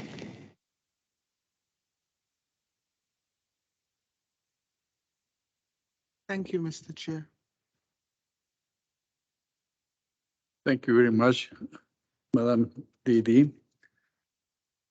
Thank you very much to you for the moderation, an excellent job that you did, and also to the panelists for their very interesting and informative discussion. I'm sure that it was a very rich exchange and it was complementary. And I'm sure that there were very good ideas on the way forward that we should be following as an organization. So I'm particularly struck by the fact that 10 years after the decision taken by consensus at Rio +20 in 2012 to have a secure, stable, adequate, and increased financial resources from the regular budget of the United Nations and voluntary contributions to fulfill its mandate, less than half of the member states contributed to UNEP's funding, and less than a quarter contribute to their full share or voluntary indicative scale of contributions to the Environment Fund. It was enlightening to hear the various perspectives from panelists outlining some of the key arguments on how to strengthen the funding base for UNEP and make it more flexible. I also took good note of the 3 new thematic funds established to promote soft earmarking from member states. I will now open the floor for member states to continue the dialogue. I would like to acknowledge the efforts made by the Secretariat in the past years to identify and address UNEP's funding challenges and for keeping the CPR well informed. Therefore, I would like to welcome your guidance to identify concrete action by the Secretariat as well as by member states to increase UNEP's core and flexible funding to the broaden UNEP's funding base. When intervening, member states may either address the Secretariat or the panelist. With this,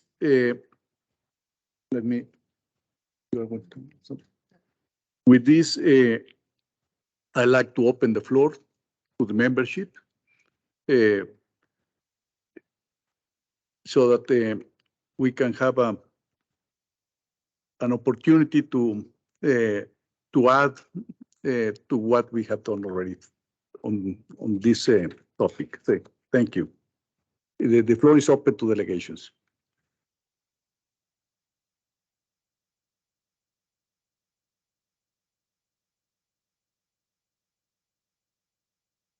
Yes, Belgium, you have the floor. Welcome.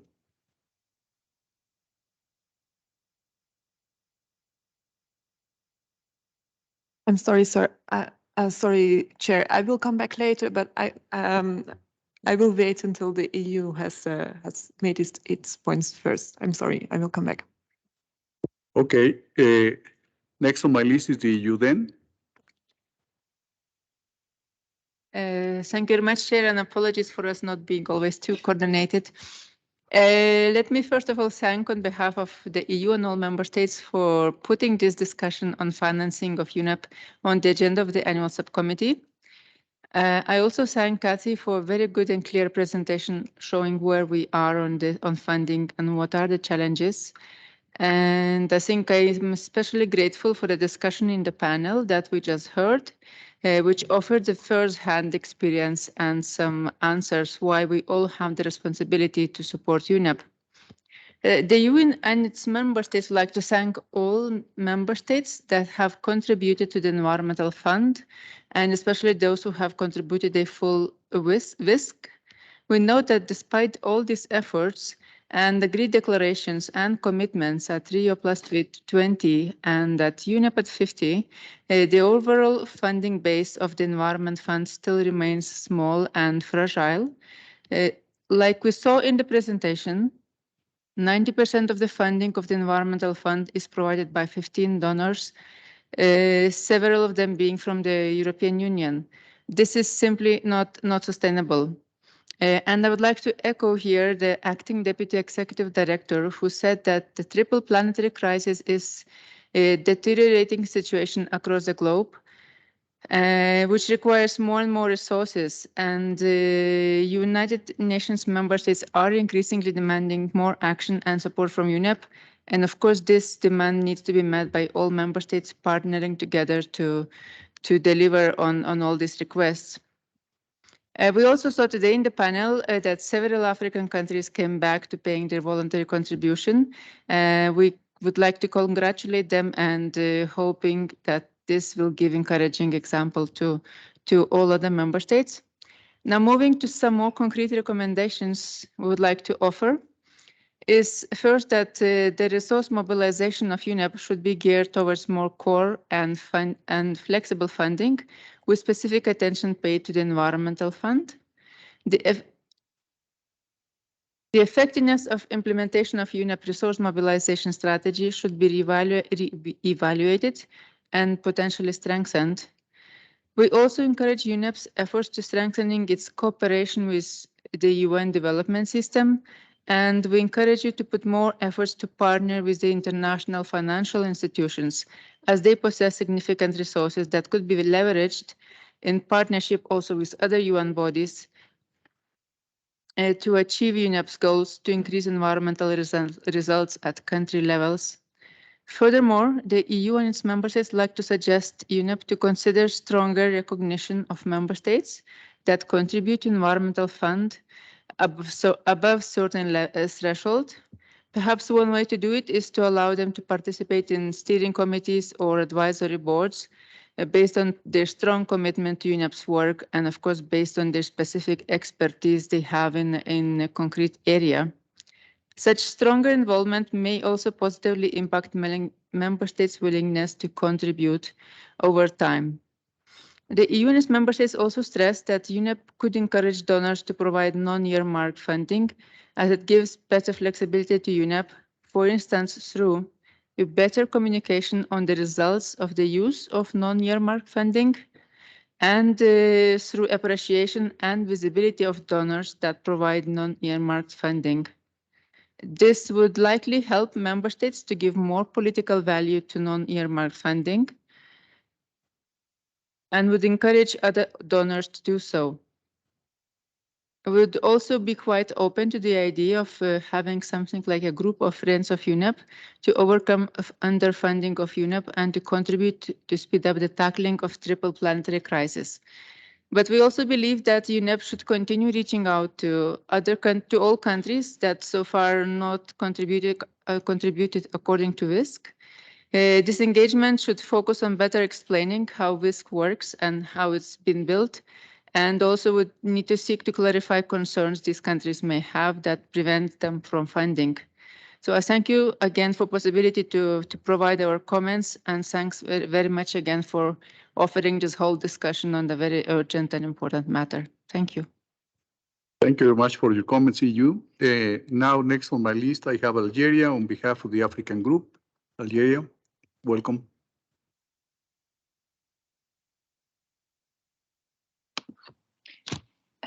Thank you very much, Chair. Am I audible? Yes, you are. Thank you. Thank you very much. Thank you, Mr. Chair, for giving me this opportunity to echo the voice of the African Group on this very sensitive matter. Before further elaboration, the African Group recognizes Madam Executive Director and the entire Secretariat for shedding light on the current financial situation of the organization through her comprehensive reports and inspiring presentation. Our thanks equally go to the distinguished moderator and panelists for their inspiring contributions to this important discussion. The group is aware of the challenges with regard to UNEP's funding resources and the expenses, and expresses its willingness to contribute according to its capacity and taking into account its economic and social circumstances to the journey towards adequate and predictable funding for UNEP. The African Group would like to reiterate the call it made during the first UNEA special session, UNEP at 50, that regular budget funding required to help the United Nations Environment Programme to fulfill its mandate be provided.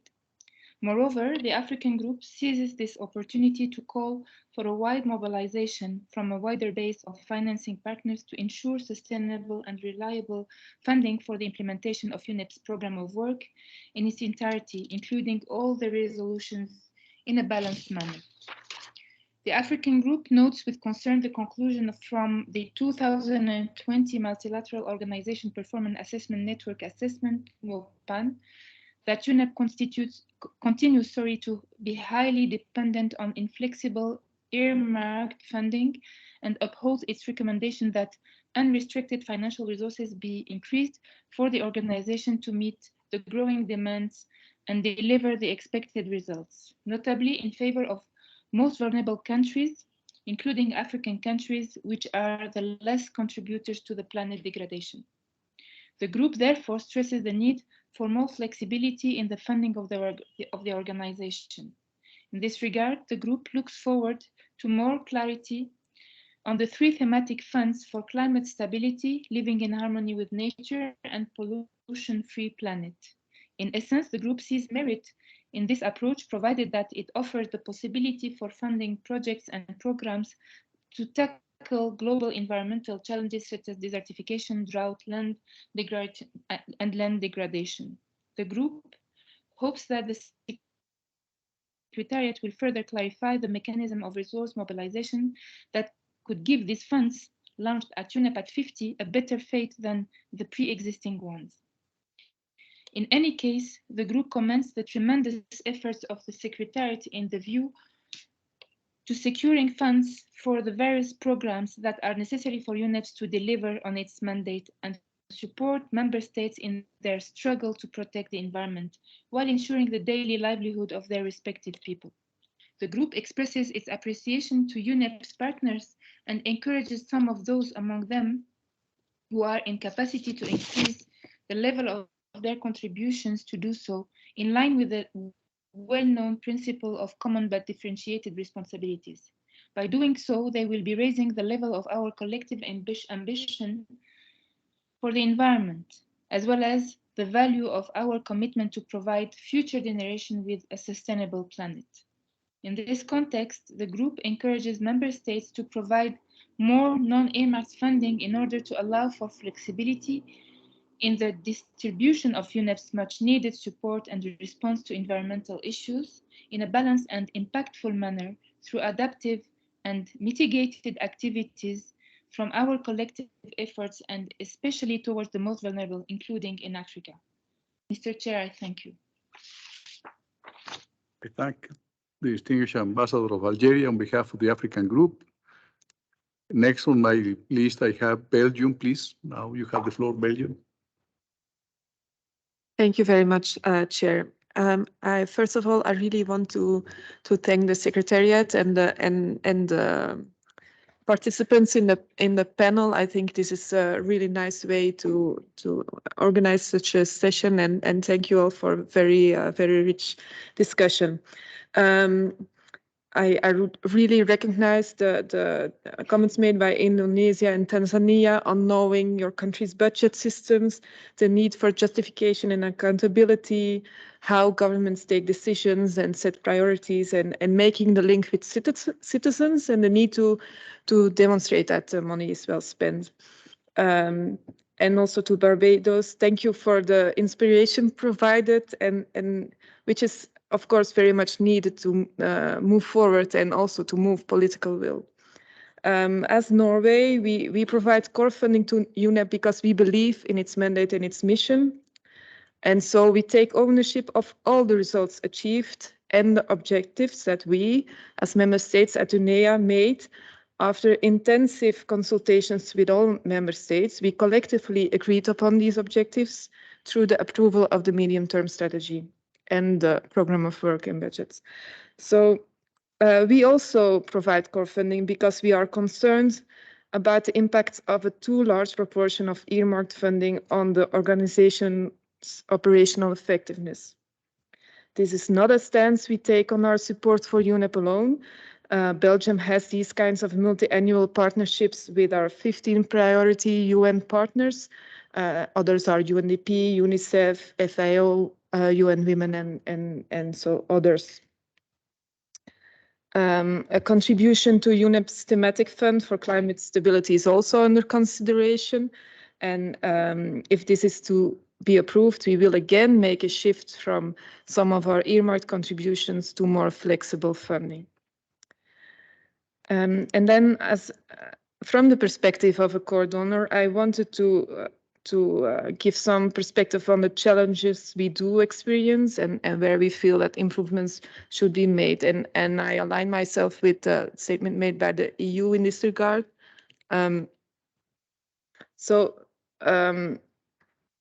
First of all, and it was also mentioned by others here, is there is a proliferation of funds and initiatives outside of UNEP, and which we can't seem to contain. This is maybe not a problem that we can solve here, but still I wanted to mention it because, if you get political will to do something about a planetary crisis, and then there's still a lot of competition for how to do this and through which funds you channel your support.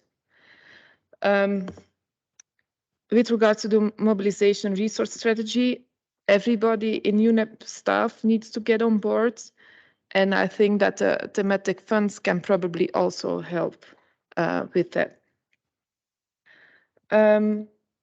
We really appreciate the efforts that are already made on improving the visibility of donors, but there's still some room for improvement. And we are grateful for the visibility and mentions of our partnerships here in the CPR and in the publications made by UNEP.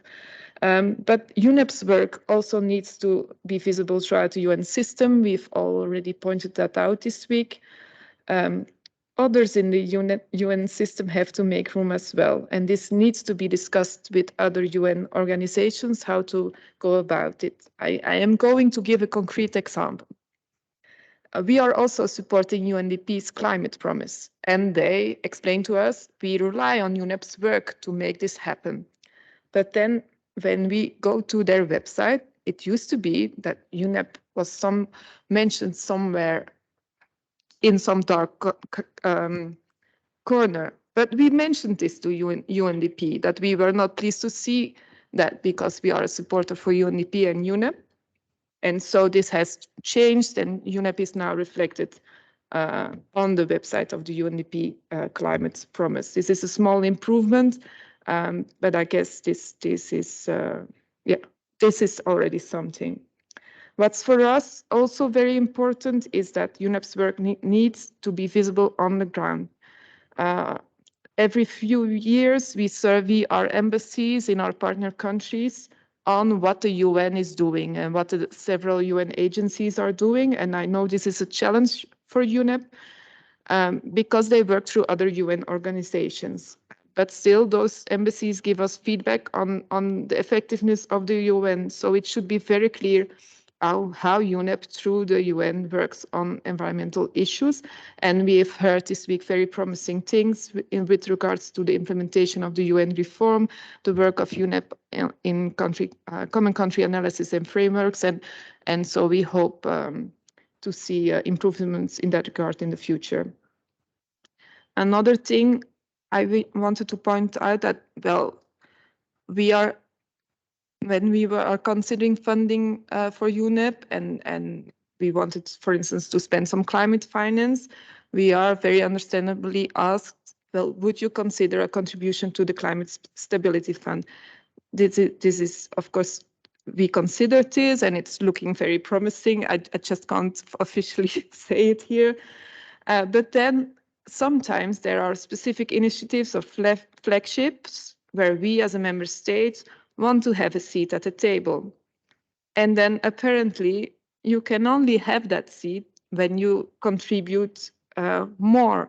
We would also like to have a seat at the table based on these core contributions, but also based on our experience, expertise we can share, sometimes through our own scientific institutions. And for some flagships or initiatives, it is not always possible if it doesn't come with financial contributions. So I think this is also something that needs to be discussed, not only for UNEP, but between UN organizations. So despite these points for improvement I pointed out, I want to conclude by saying that we remain committed to UNEP's work and we will keep being a champion for the Environment Fund. So there's no lack of joyful willingness at our end, and we call on others to join us.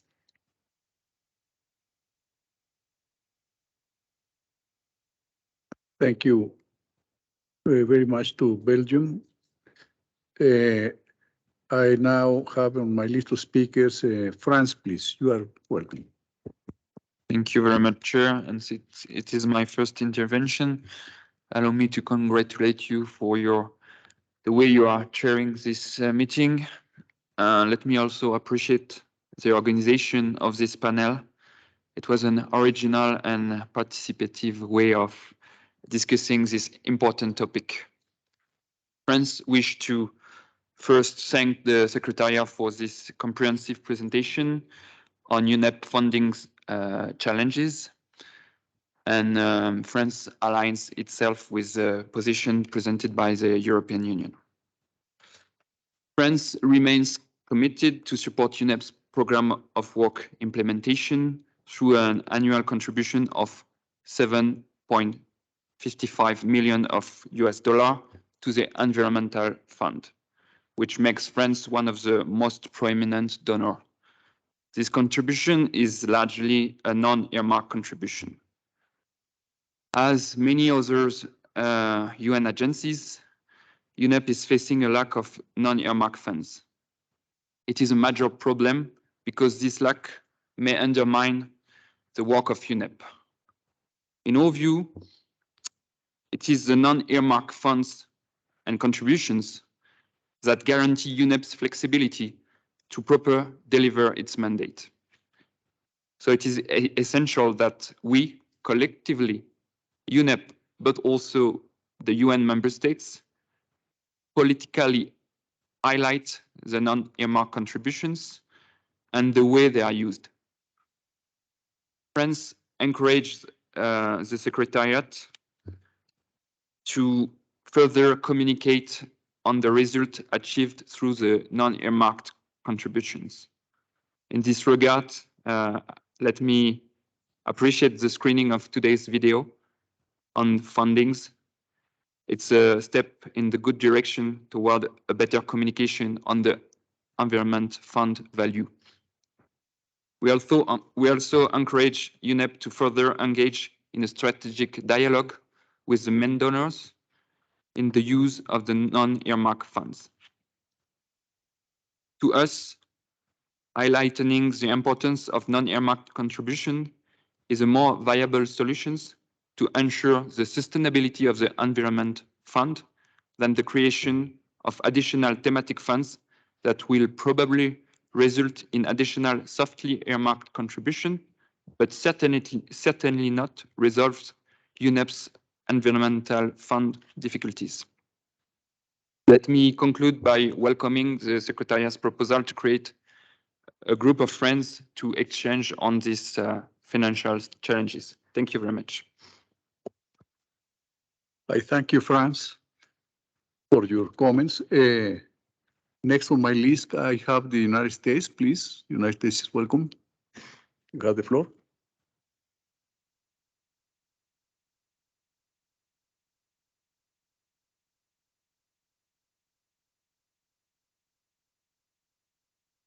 Thank you very much, Chair, and thank you to Sonia and to the panelists for a very rich, useful, and thought-provoking panel discussion. The United States supports UNEP's efforts to increase non-earmarked voluntary contributions and grow its core budget in relation to its earmarked voluntary resources. While noting that the funding compact is voluntary, we note the compact's goal of increasing the ratio of voluntary core contributions to total voluntary contributions to 30%. We thank the Secretariat for sending the Environment Fund overview last week. We note that 66 member states have contributed so far in 2022. Of these contributions, over 90% of the fund is currently provided by just 11 countries. Since UNEP's mission is important to all, the United States encourages the remaining member states to also contribute so that we can broaden the resource base and demonstrate universal investment in our collective efforts to improve environment quality. The United States also supports increased efforts to attract pooled and thematic funding, while noting that many members' preference to maintain tightly earmarked funding. We also note that other UN funds and programs have had some success attracting soft earmarked funds. The United States also notes use of funding dialogues may be useful for communicating organizations' funding needs, but may not fully achieve intended results. We note funding dialogues are employed, for example, in many UN funds and programs, but they have not always reversed the overall trend of declining voluntary core contributions as a percentage of total contributions. Finally, the United States believes strengthening UNEP's governance structure may present an opportunity for significant improvement in UNEP's ability to attract increased voluntary core contributions. We welcome further discussions with other members related to governance reform at UNEP. Thank you, Chair. Thank you very much, United States, for your comments. Next on my list, I have the Netherlands, please. Welcome.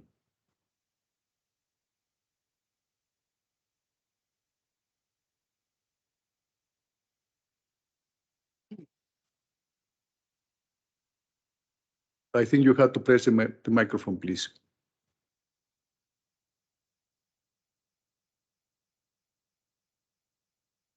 But maybe you can be helped by using the microphone just beside you. Oh, somebody's coming already. Thank you.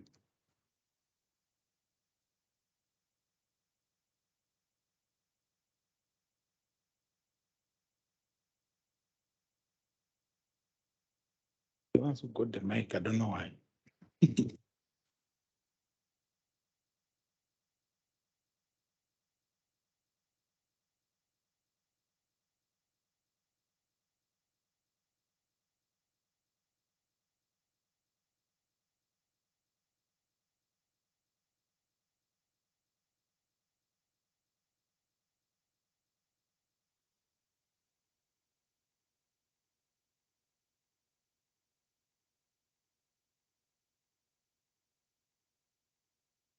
So it seems that the technical problem was not solved. So I don't know whether we could go to the next speaker on our list and then come back to the Netherlands.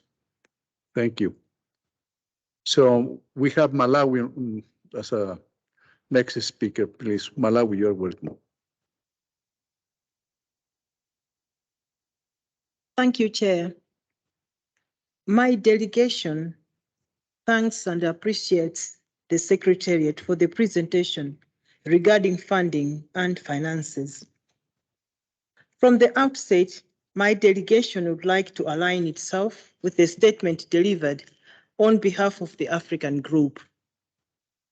Before going further, let me thank the Deputy Executive Director of UNEP for her opening remarks, and also the panelists for their input into this very important discussion. Chair, we note with dismay the reference to one outcome of UNEA 5 as being landmark. In our view, We would like to stress the need to avoid creating a hierarchy of importance for the resolutions.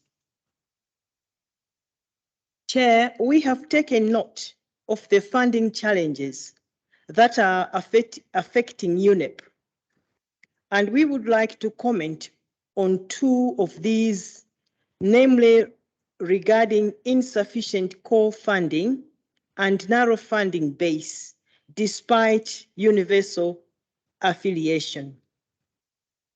These two are closely related, if not one and the same. The reason why there is insufficient core funding is that a considerable number of the 193 member states of the organization have not been and are not meeting their voluntary obligations. In its presentation, the Secretariat has stated that 15 member states, or less than 10% of member states, provide over 90% of the total income to UNEP, including to the Environment Fund. We are further told that less than half of UNEP's member states provide funding in any given year, with about half of those contributing their full share of the voluntary allotments. We would like to call those that are in the other halves as also non-traditional funding sources.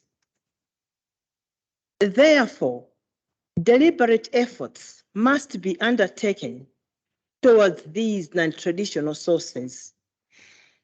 We would like to strongly urge the Secretariat to continue innovating on its communication and outreach for purposes of the resource mobilization strategy. For instance, in the various visits undertaken by the Executive Director, how many of those are to the non-paying member states? Does the Executive Director see value in pitching up at regional environmental ministers' meetings to lobby for support from member states? The African Group recently held its ministerial session in Dakar, which presented a unique opportunity to engage at the highest level from both UNEP's and member states' point of view. We believe that it is equally important to express appreciation for those doing their part, as it is also very useful to engage and encourage others to increase their interest and willingness to financially support UNEP's work. Chair, we have taken note with appreciation the proposal by the Secretariat to set up 3 thematic funds to attract more stable funding for the organization. However, we are of the strong view that introduction of the 3 strategies will not be very helpful in trying to deal with the current situation regarding unavailability of inflexible funding. Why do we say so? We say so because we believe that creation of new funds will not change the basic reasons why earmarked funding attracts more funding. Funding is primarily determined by attitudes and self-interests of those that prefer to contribute through earmarked funding. Creation of new funds will not change their attitudes and self-interest. By the Secretariat's own admission, growth in funding over the last decade has been driven by earmarked funding. It appears to all intents and purposes that there will be unlikely any change in attitudes and self-interest that would be helpful and constructive for the proposed 3 thematic funds. Our concern is that creating the 3 thematic funds might end up being an opportunity cost for other interventions that equally require funds. That is based on the principle of common but differentiated responsibilities. Because in the absence of an increased resource envelope, the only way to populate the additional funding mechanisms would be to move resources from existing targets or beneficiary interventions. As I conclude, let me emphasize that we do not want to gather here discussing and supporting an intervention that is more likely dead upon arrival at the implementation doorstep. We do not want to sit here to endorse something that will look beautiful on paper, but untenable in reality. We do not want to sit here to sanction a process that ends up being a lame duck initiative. I thank you for your attention. I thank you very much, Malawi, for your participation. Now, next on my list is the the Netherlands, please. Yes, now, Netherlands, you have the floor, please.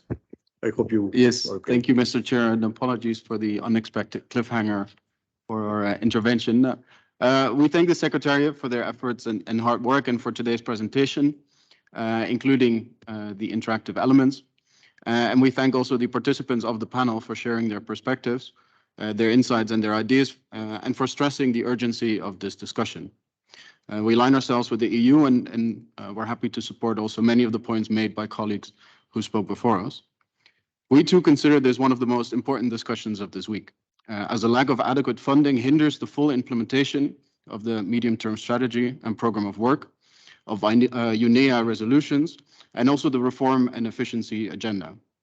In particular, predictable multi-annual unearmarked funding by member states is important to allow UNEP to deliver on its mandate and live up to our expectations and the ambition we have together agreed on. That is why the Netherlands is principally in favor of multi-annual unearmarked funding and continues to support UNEP in this manner. The search for sufficient and quality funding is not new and not unique to UNEP, particularly in these days where the UN system as a whole struggles and resources are more needed than ever. The Netherlands believes that, especially now, in the context of the mutual commitments made under the Funding Compact, we should work together to find innovative ways of changing how we look at funding and taking a proactive attitude to find solutions. The Netherlands would like to suggest a few avenues that the Secretariat and other member states could consider, and that builds on what others before us have mentioned. We encourage the Secretariat to continue to make visible the work and results of UNEP, as the results UNEP achieves are its biggest selling point. And we encourage them also to intensify its dialogue with potential donors. We encourage the Secretariat also to improve further the visibility of member states that contribute their fair share in unearmarked funding, and in particular, top donors of multi-annual core resources. We think this is one avenue to promote unearmarked funding. Increase cooperation and partnerships with the international financial institutions to leverage their resources will allow UNEP to scale up its work. We think this requires also strategic thinking in the project design to include as part of a sustainable exit strategy of projects how the IFIs or other UN agencies or actors can build on the enabling work of UNEP. With a similar aim, we recommend enhanced use of pooled funds and joint programs with other UN agencies to leverage the comparative advantages and funding of the UN system for the benefit of UNEP as it implements the medium-term strategy and program of work. And a fifth avenue, realistic budgeting based on focused and agreed priorities, and a joint effort of UNEP and its member states to avoid fragmentation and activities that fall outside of the scope of the program of work. And finally, of course, we encourage all member states to contribute their fair share or to consider contributions to the flexible thematic funds. Ultimately, we all benefit from a responsive and flexible UNEP and that is only possible if it's adequately funded with reliable and quality funding. Additionally, in-kind contributions can help free up funds for other use. For example, through JPOs, which the Netherlands continuously supports UNEP with annually, and contributions of, for example, knowledge institutes. Mr. Chair, we look forward to continued discussions on this, and of course also to the Chair's summary, and encourage that it contains clear recommendations based on our discussion today to guide us over the coming period, including continuation of a structured dialogue on funding and resource mobilization, for which today's discussion might form a good basis. Thank you. Thank you very much, Netherlands. Next on my list is United Republic of Tanzania. Please, you have the floor, Tanzania.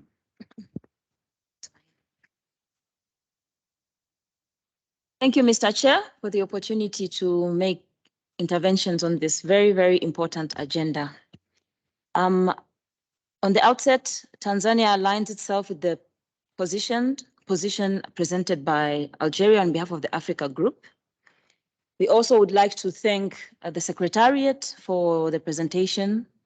It's very informative and kind of tells us where are we in terms of funding our organization. Mr. Chair, Tanzania is appreciative of the generous, continuous, and fruitful support by member states towards UNEP.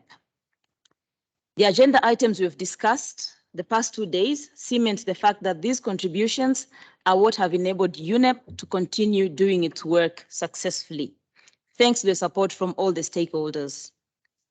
Mr. Chairperson, recent events have shown us that no country or continent can solve these global crises alone.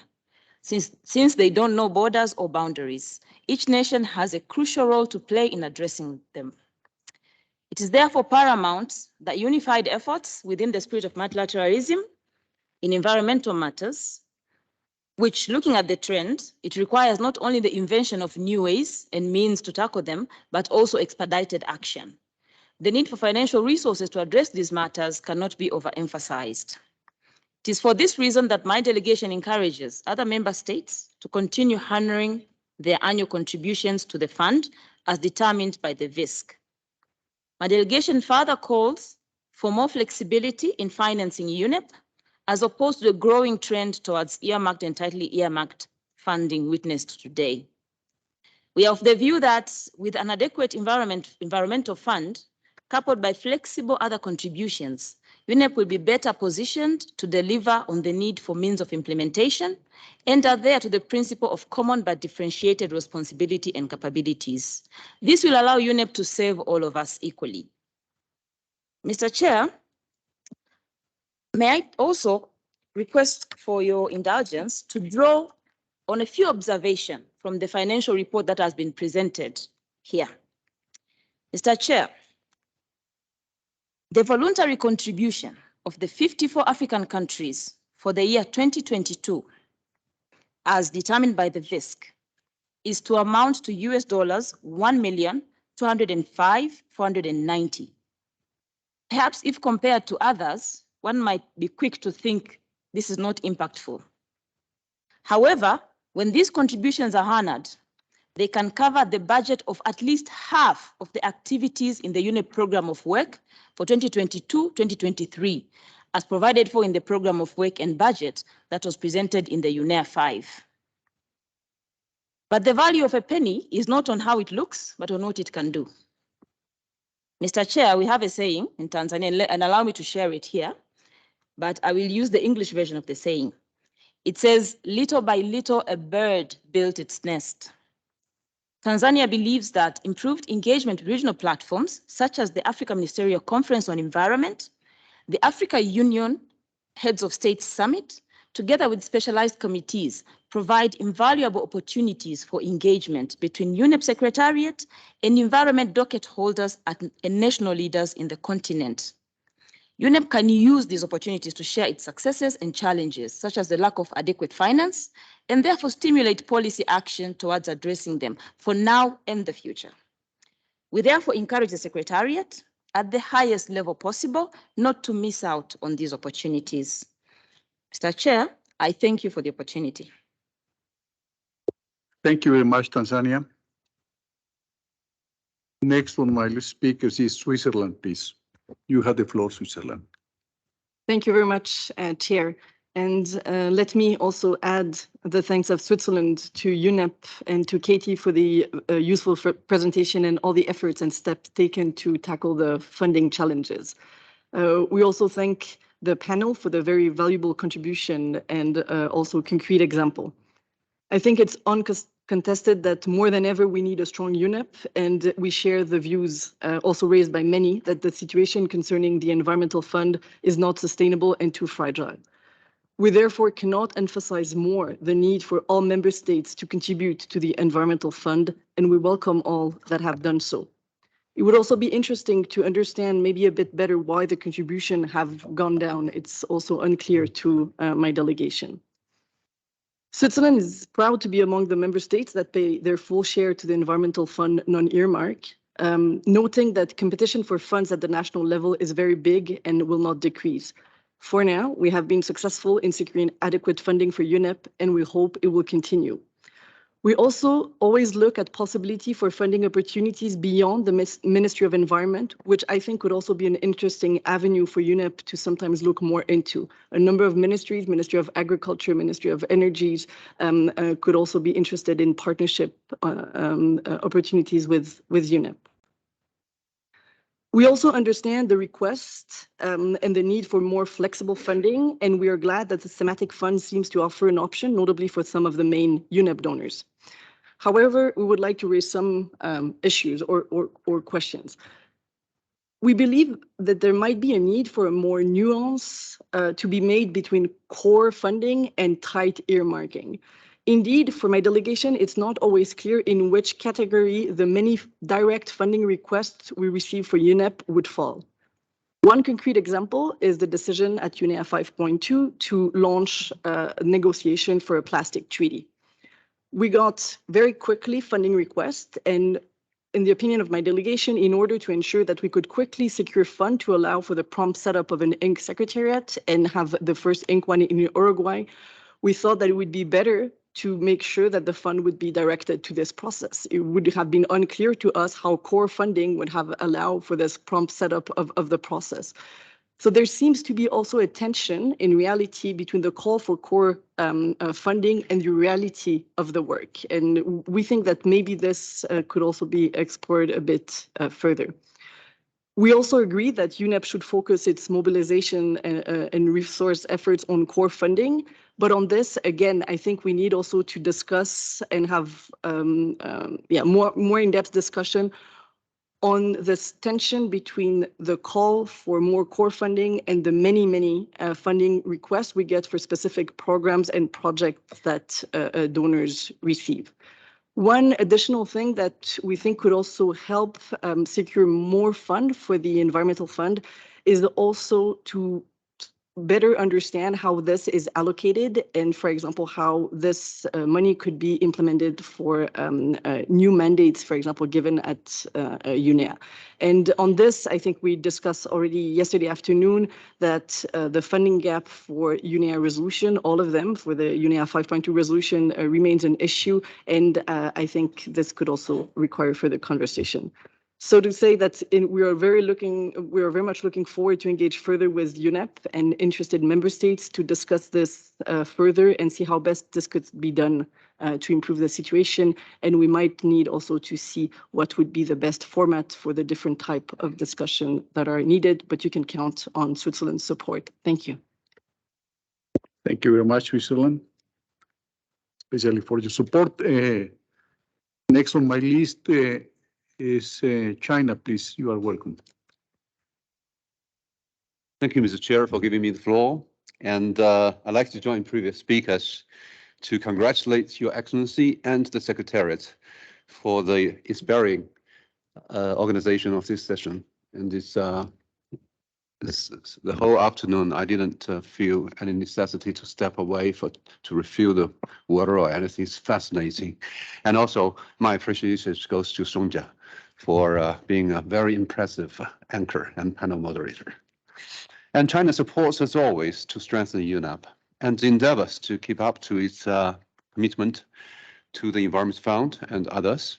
And we feel privileged to be one of the top 15 contributors, and even as only one developing country in the group. Together with other member states, we face this, fiscal difficulties against the COVID and economic recession, and a lot of difficulties in the recent half a decade. And but we never stop trying our best to provide support in multiple ways, including hosting UNEP event, such as the global celebration of 2019 World Environmental Day, the CBD COP15, and also we also join Netherlands and other countries to provide utmost support to JPOs. And if you look at the figures, through the year of 2018 to 2021, the financial support on GPO from China adds up to almost $4 million, and the contribution in the equivalent period of time is only $6.3 million, and that, I believe, is the necessity that I would suggest the Secretariat to consider, to look into multiple ways instead of just the single source of the financial contribution to the core fund. Of course, that is also very important. We should never give up trying. And we believe that truly reflects the voluntary nature of our contribution in cash and in kind, based on our solid commitment to support UNEP and environmental multilateralism. And we wish the Secretariat could consider ways to incorporate such alternative contribution into account when mapping out financial and resource mobilization strategy and associated reporting. And coming to some specific topics, I see great merits in previous delegates' intervention on some kind of a reservation of the 3 thematic fund. That to me looks like new wallet, but what we need is the larger amount of money. And I believe one pragmatic way out may be for UNEP to further expanding the sources of fundraising while promoting saving and enhancing efficiency internally. And as distinguished delegates from Tanzania coined the saying that the birds building up a nest little by little. In Chinese, we also have similar sayings, such as accumulating pennies a day adds up to fortunes in the long run. And I believe you could easily find similar terms in multiple cultures and languages. And I believe we should also take that part into account. And moreover, we believe UNEP should be more active to participate in other global initiatives for the environment and development, showing more muscles and capabilities in coordinating more among all UN agencies and organizations, even as the UNDP and FAO, although they have more resources, more talent, but I think in terms of the mandate, no UN agencies could be more competent than UNEP to do so. So we could win more attention and credit to attract more resources, and more importantly, to partner with other UN agencies to have the job done. That is the environmental dimension of the SDGs fully delivered. And China reiterates, to conclude, its commitment to support UNEP in every way that we can. And thank you so much. Thank you very much, Anna, for your contribution. Next on my list, I have Morocco. Please, you have the floor.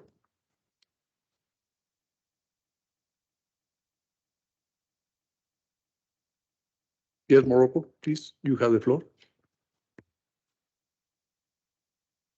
Sorry, I didn't hear you, Chair. Thank you very much for giving my delegation the floor. And first of all, I would like to thank the Secretariat and specifically Madam Acting Deputy ED Director for organizing this very, I would say, innovative way of engaging member states to discuss this issue that is critical, the issue of funding. And I would like to seize the opportunity to thank all the panelists that were invited to animate this panel session. And we see the value in having within the panel distinguished delegates and ambassadors from the Global South, as well as from the developed countries.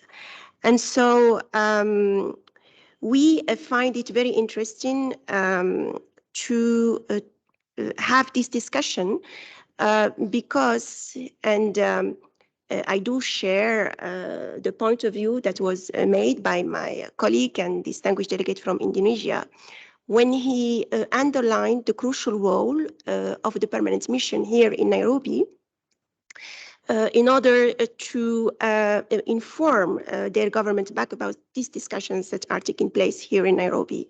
So because there are so many proposals made by the Secretariat, we have heard for the first time about the creation of the 3 thematic funds for the first time during UNEA 5.2 when we were preparing for UNEA 5.2. And I think the concepts of this notion of the 3 thematic fund is still not very well maybe explained, and that is why it might have some, let's say, support from different countries.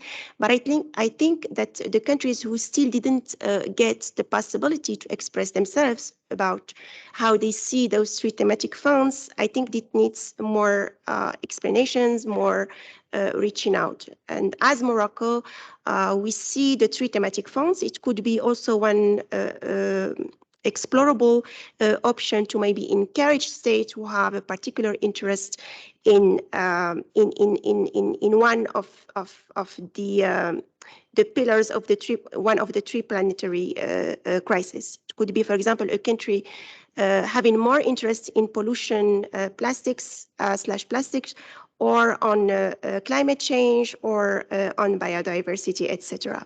So I wanted to say that it's very important to continue to reach out in explaining and engaging with government. I know from in the Nairobi-based embassies based in Nairobi, they will undertake this responsibility to give feedback on the discussions going on.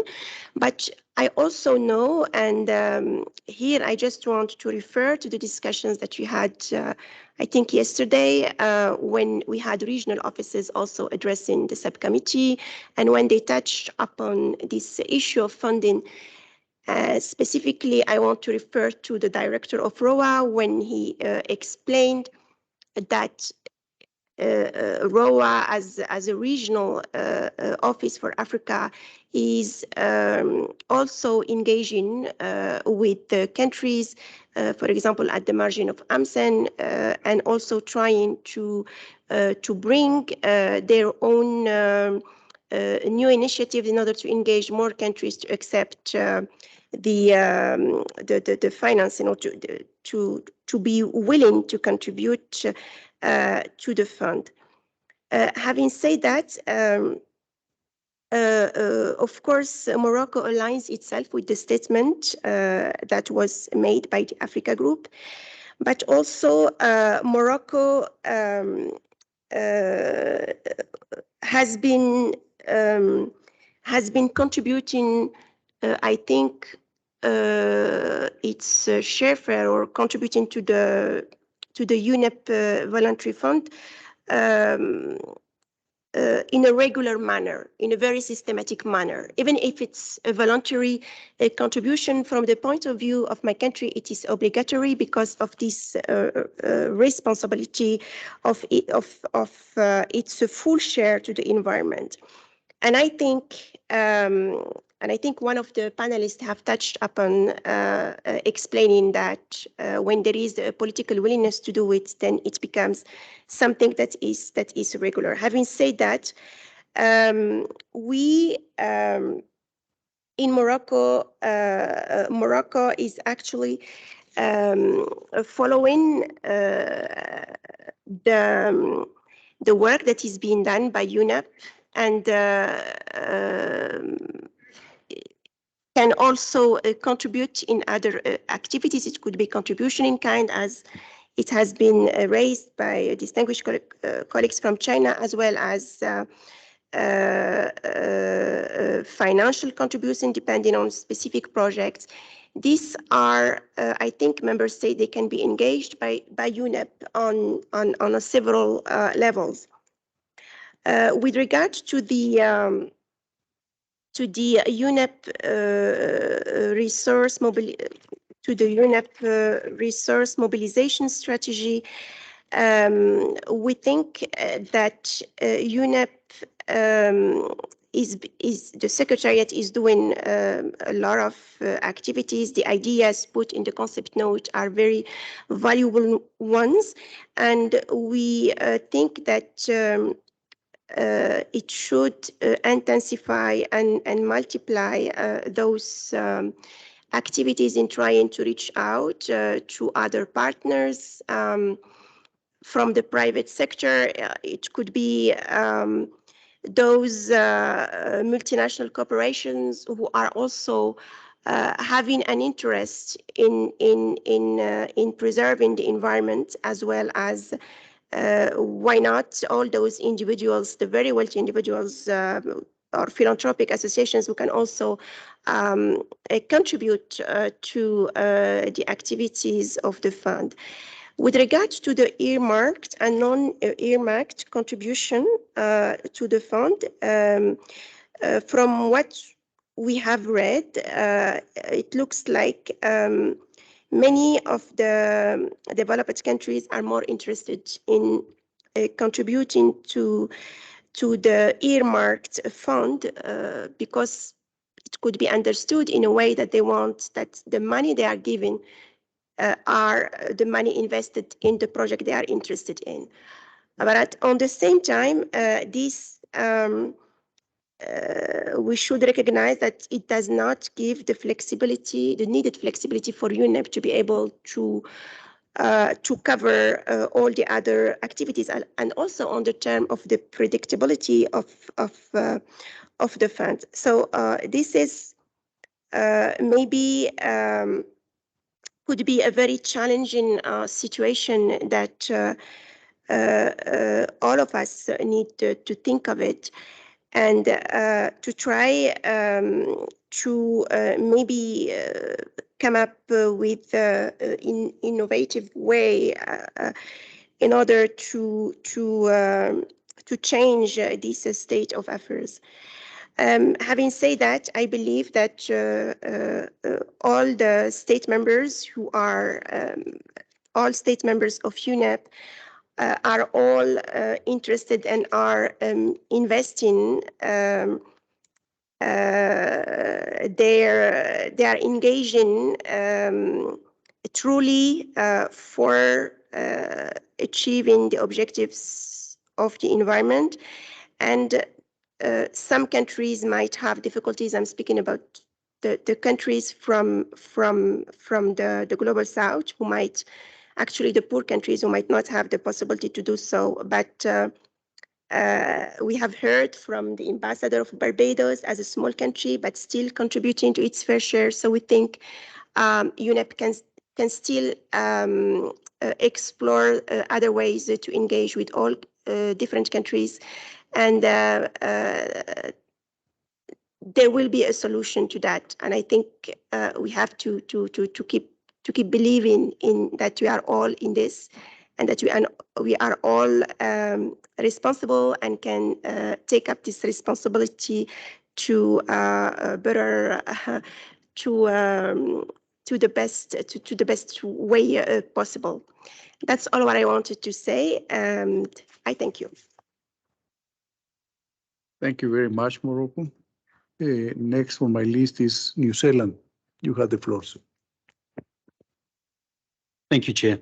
And thank you to the Secretariat team for your presentation and for reminding us of the funding ambition that we collectively affirmed as recently as UNEP at 50. And thank you, of course, to the distinguished panelists for the interesting and thought-provoking discussion. So New Zealand has been and remains happy to contribute its full and fair share to the Environment Fund based on the VISC, which is a tool that accommodates differences between member states.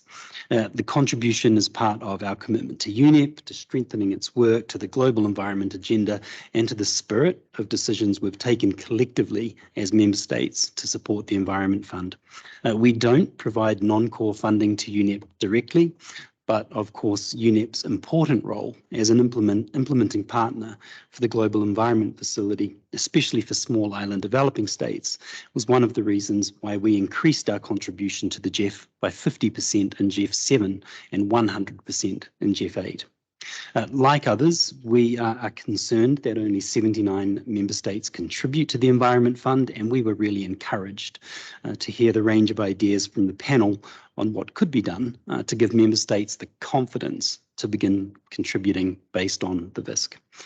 Chair, I would like to draw the Secretariat's attention to recent and momentous decisions taken in the World Health Assembly and International Organization for Migration contexts to bolster core sustainable funding. The situations might not be completely analogous to the one we're faced with here, but I am interested in whether the Secretariat has looked at the WHA and IOM decisions to ascertain whether there are learnings from the decision-making processes that could be useful or applicable in the Environment Fund context. Thank you. Thank you very much to New Zealand. Next on my list, I have Kenya, please. You have the floor, Kenya.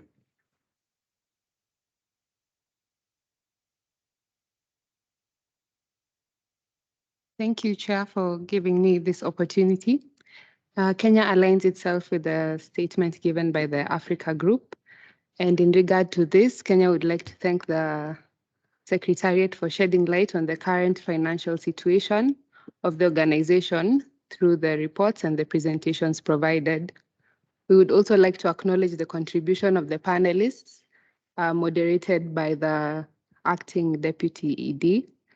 It indeed has been an enriching engagement. We would like to appreciate the few regular donor countries and sponsors who have diligently honored their financial commitments and rallies all other members, itself included, to do the same. Kenya is cognizant of the challenges with regard to UNEP's funding resources and its dependence on inflexible funding. Kenya pledges its willingness to take its share according to its contributive capacity towards adequate and predictable funding for UNEP. We would also like to take this opportunity to call for a wide mobilization from a wider base of financing partners and capable member states to ensure adequate, secure, sustainable, and reliable funding for the implementation of UNEP's program of work.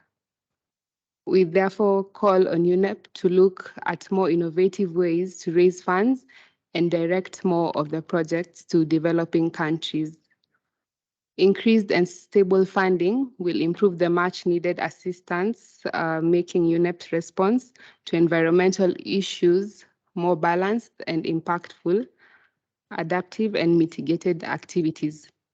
In conclusion, Kenya takes keen interest in the modalities of the 3 new thematic funds for attracting more flexible funding and assures UNEP of its support.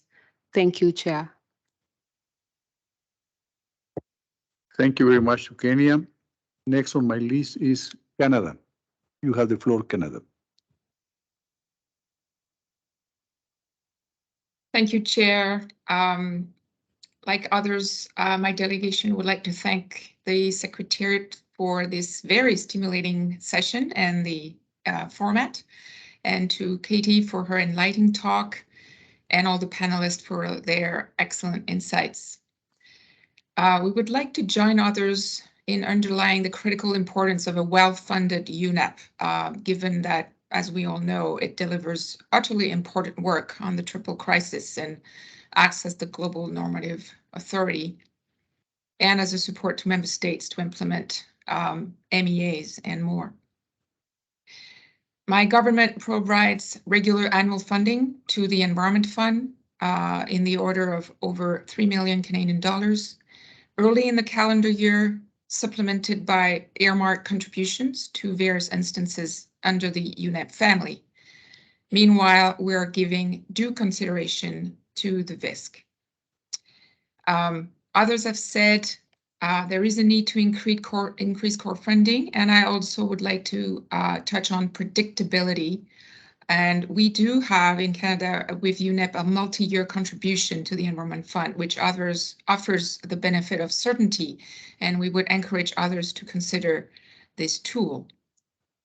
In terms of what is needed for member states to start contributing to the fund or increase their contributions, again, as others have said, it may be relevant to continue analyzing the barriers encountered by member states. And I think it was very insightful to hear from the panelists on their own internal decision-making in that respect. We support the idea of softening the earmarking to address the biggest imbalances in the funding sources. That being said, we'd like to share a few thoughts and questions. Like Switzerland very well put it, there is tension, and we would say almost competition, between the many requests from the Secretariat for specific funding to support such and such resolution, which we identify as an earmarked, and then the request for supporting the new thematic funds and the Environment Fund. And perhaps we would need to better understand the situation and hear from either the panelists or UNEP whether they think there may be a risk that the new 3 thematic funds could distract from contributions that may otherwise go to the Environment Fund and possibly have a counterproductive effect in that sense. Perhaps we should also analyze the mechanism behind our own government's decisions to contribute earmark funding and to where. I'm thinking in Canada, for example, we contribute a fair bit to the CCAC, the Clean Air and Climate Coalition, and the multilateral fund under the Montreal Protocol. And I was thinking internally, how would I convince my colleagues who contribute to these to actually now contribute to the 3 thematic funds instead, for example. But with that information, I think engaging in a dialogue with the donors of earmarked contributions would help, as I'm sure the UNEP has already started. And finally, I would like to reiterate my government's commitment to continue to support UNEP. Thank you. Thank you very much, Canada. Next on my list of speakers is the Russian Federation. You have the floor, sir. Welcome. Thank you, Chair. We thank the Secretariat for the presentation on the financial issues. The Russian Federation has always been among major donors with its non-earmarked contributions to the UNEP Environment Fund. It is very disturbing that only 2/3 of the total approved Environment Fund budget has been contributed so far, 64 out of 100 million. We are deeply concerned that the share of voluntary contributions to the Environment Fund has dropped from 30 to 16% in the budget of UNEP, and the fact that only 15 countries provide 90% of the Environment Fund resources. More than 110 countries are not contributing at all to the UNEP's budget. In the text of the concept note for today's discussion, namely point 3.2.1, funding challenges for the UN system at large, we came across the following, I quote, food, fuel, and finance crises emanating from the conflict in Ukraine as the main challenge, along with COVID, for adequate funding of UNEP. We underline that previously, historical fluctuations in the contributions to the Environment Fund were never connected by the Secretariat with conflicts in Yugoslavia, Iraq, Libya, Syria, and others. Negative global economic tendencies were obvious long before February 2022. The current crisis emanates from irresponsible, inadequate, and inept economic policies implemented by major Western economies over the past decades. The main problem is the uncontrolled emission of empty money that disorganized global markets and finally led to the current systemic economic crisis. We share the concerns about the financial situation of UNEP. In this connection, we would like to invite UNEP, in the person of CPR as its governing body, to start a serious dialogue on the root causes of the current sad state of affairs, rather than the creation of any limited groups of friends in this regard. We believe that the lack of support on the part of a large number of countries is due to the fact that they do not see UNEP's work as something useful or at all relevant to the environmental and sustainable development challenges that they face. UNEP's task is to show them that their interests matter and that the UN system can and will deliver the necessary support to those countries. Thank you. Thank you, Russia. Next on my list, I have Sri Lanka, please. Sri Lanka, you have the floor.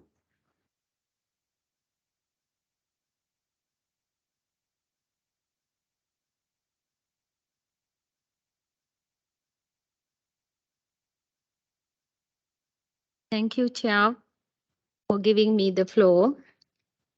Sri Lanka appreciates the informative presentation and inspiring panel discussion, which echoed our concerns also. First, my delegation would like to inform the CPR members that for the first time in our history, the Cabinet of Ministers of Sri Lanka had to review the benefits and costs of each contribution made by Sri Lanka to all the international agencies and the agreements, including the UNEP, in early this year due to our financial hardships. My delegation like to report today that the Cabinet of Ministers gave approval for only one agency among several work in the environment sector to make contribution in this year without further review, and that agency, the UNEP. This shows the recognition my government given to the UNEP if this contribution is at the top of our annual contributions in the environment sector for different partners still. Mr. Chair, I requested the floor to highlight few important points with my experience, and they will not focus more on building the funds, but focus on invest efficiently, which is also an important matter to consider under this agenda item. My first point is the UNEP should pay attention on project design, selecting best approach in our countries, such as landscape approach. This will allow the UNEP to identify previous interventions of all stakeholders in a given landscape, including the government, private sector, civil society organizations, and other agencies. This was also a strong request of women groups working in our Central Highlands under the JEF Small Grants projects, because they have witnessed different projects have been designed with the similar interventions, which is a waste of financial resources. Therefore, the UNEP should best develop country programs in the future, making the investments right at local levels in our countries. Next point is to best select the essential number of implementing agencies in project designed by the UNEP. This will allow efficient use of the funds to invest in most needy areas by relevant agencies. My final point is that the UNEP should increase collaborations with the countries like Sri Lanka to increase access to the global funds using the existing technical expertise of this organization to proposal development and best project design. I thank you, Chair. Thank you very much, Sri Lanka. I think we are coming to the end of our schedule for this afternoon session. I still have three more speakers, and I'd like to close the list if you allow me with that. So next on my list is Brazil, please. You have the floor, Brazil. Thank you, Mr. Chair. I'll be very quick. I really just like to firstly thank the Secretariat for organizing this session in a very new and informative manner. I also like to thank my distinguished colleagues for taking part on the panel and sharing their ideas. That was also very helpful. we have only just a few remarks. We encourage to see the support for non-earmarked contributions and for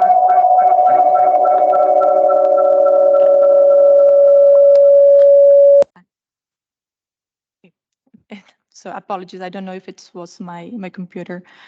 But coming back, we're encouraged to see the support for non-earmarked contributions and core budget.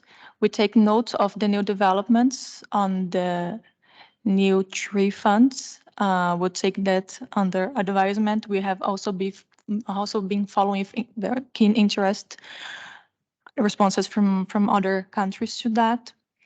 And two questions came to my mind regarding the presentations and what was brought up by other delegations. The first one, it was very helpful to see the historical creation of the VISC, but I would like to further understand its relationship to the CBDR principle, because the VISC, as we know, is based on the socioeconomic aspects of each country's conditions and contributions, but CBDR goes a step further and analyzes also the historic responsibilities and contributions to the environmental degradation. Secondly, we also have been listening carefully to alternative funding, and we note that 40% of UNEP's budget is based on GEF and GCF, if I'm not mistaken. And it would be enlightening to know what's the role played by those funds today in UNEP's program of work. Thank you.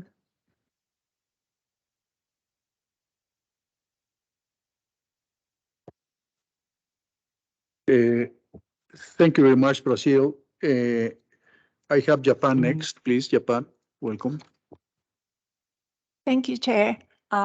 And thank you very much for the UNEP Secretariat and the panelists for the very informative session. I just have a very, very small comment. On the thematic funds, well, after 50 years, like we also have to acknowledge that the multilateral negotiation on environment has progressed a lot. So like we have done a lot of agreement, and then there are many MEAs established, and then the issues are defined, and then MEAs are established separately from the or under UNEP Secretariat. So our question would be, so this thematic funds,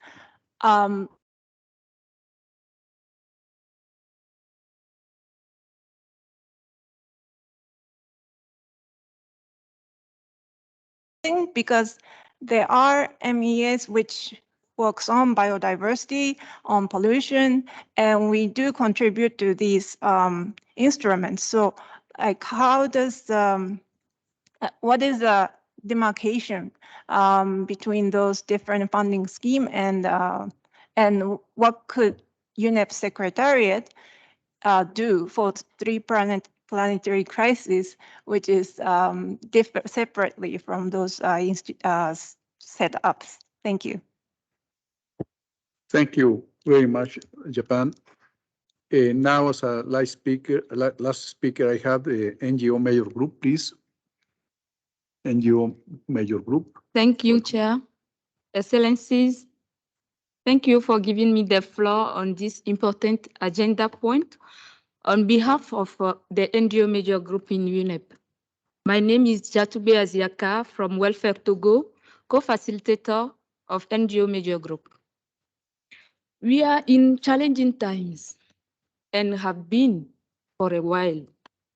As NGOs, we are living these challenging times on the ground in our communities, and we know that the pressure is increasing. The main challenges are, one, lack of sufficient data, which make it difficult to have a good estimate of money needed to address the three global crises of loss of biodiversity, pollution, and climate change. There is a need for such a comprehensive study. The second challenge is the failure to fulfill financial commitment. And the third, access to finance, particularly by the NGOs. We are very concerned to see that these challenging times are causing cuts in the contribution to UNEP and the implementation of the decisions of UNEA 5. Environmental policy and the effort made to implement them should be seen as an insurance for multilateralism, environmental agreement, especially the financing ambitions and inclusive environmental work, including negotiation on new multilateral environmental agreements, and the following implementation is in investing the future. In the 50 years of UNEP, we have seen the value of inclusive processes. As major group and stakeholders, we hold essential perspectives and practical knowledge of how to implement the decisions. Still, we are saying that the access of civil society to the important negotiation are being reduced, partly due to lack of financing. We are missing many colleagues here this week and know our contributions could have been stronger with more of them in the room. As often as member states meet in person, we think social stakeholders is very important. It is the only way to ensure truly meaningful participation and inclusiveness. The triple planetary crisis of climate change, biodiversity loss, pollution is a driving force for insecurity and conflict.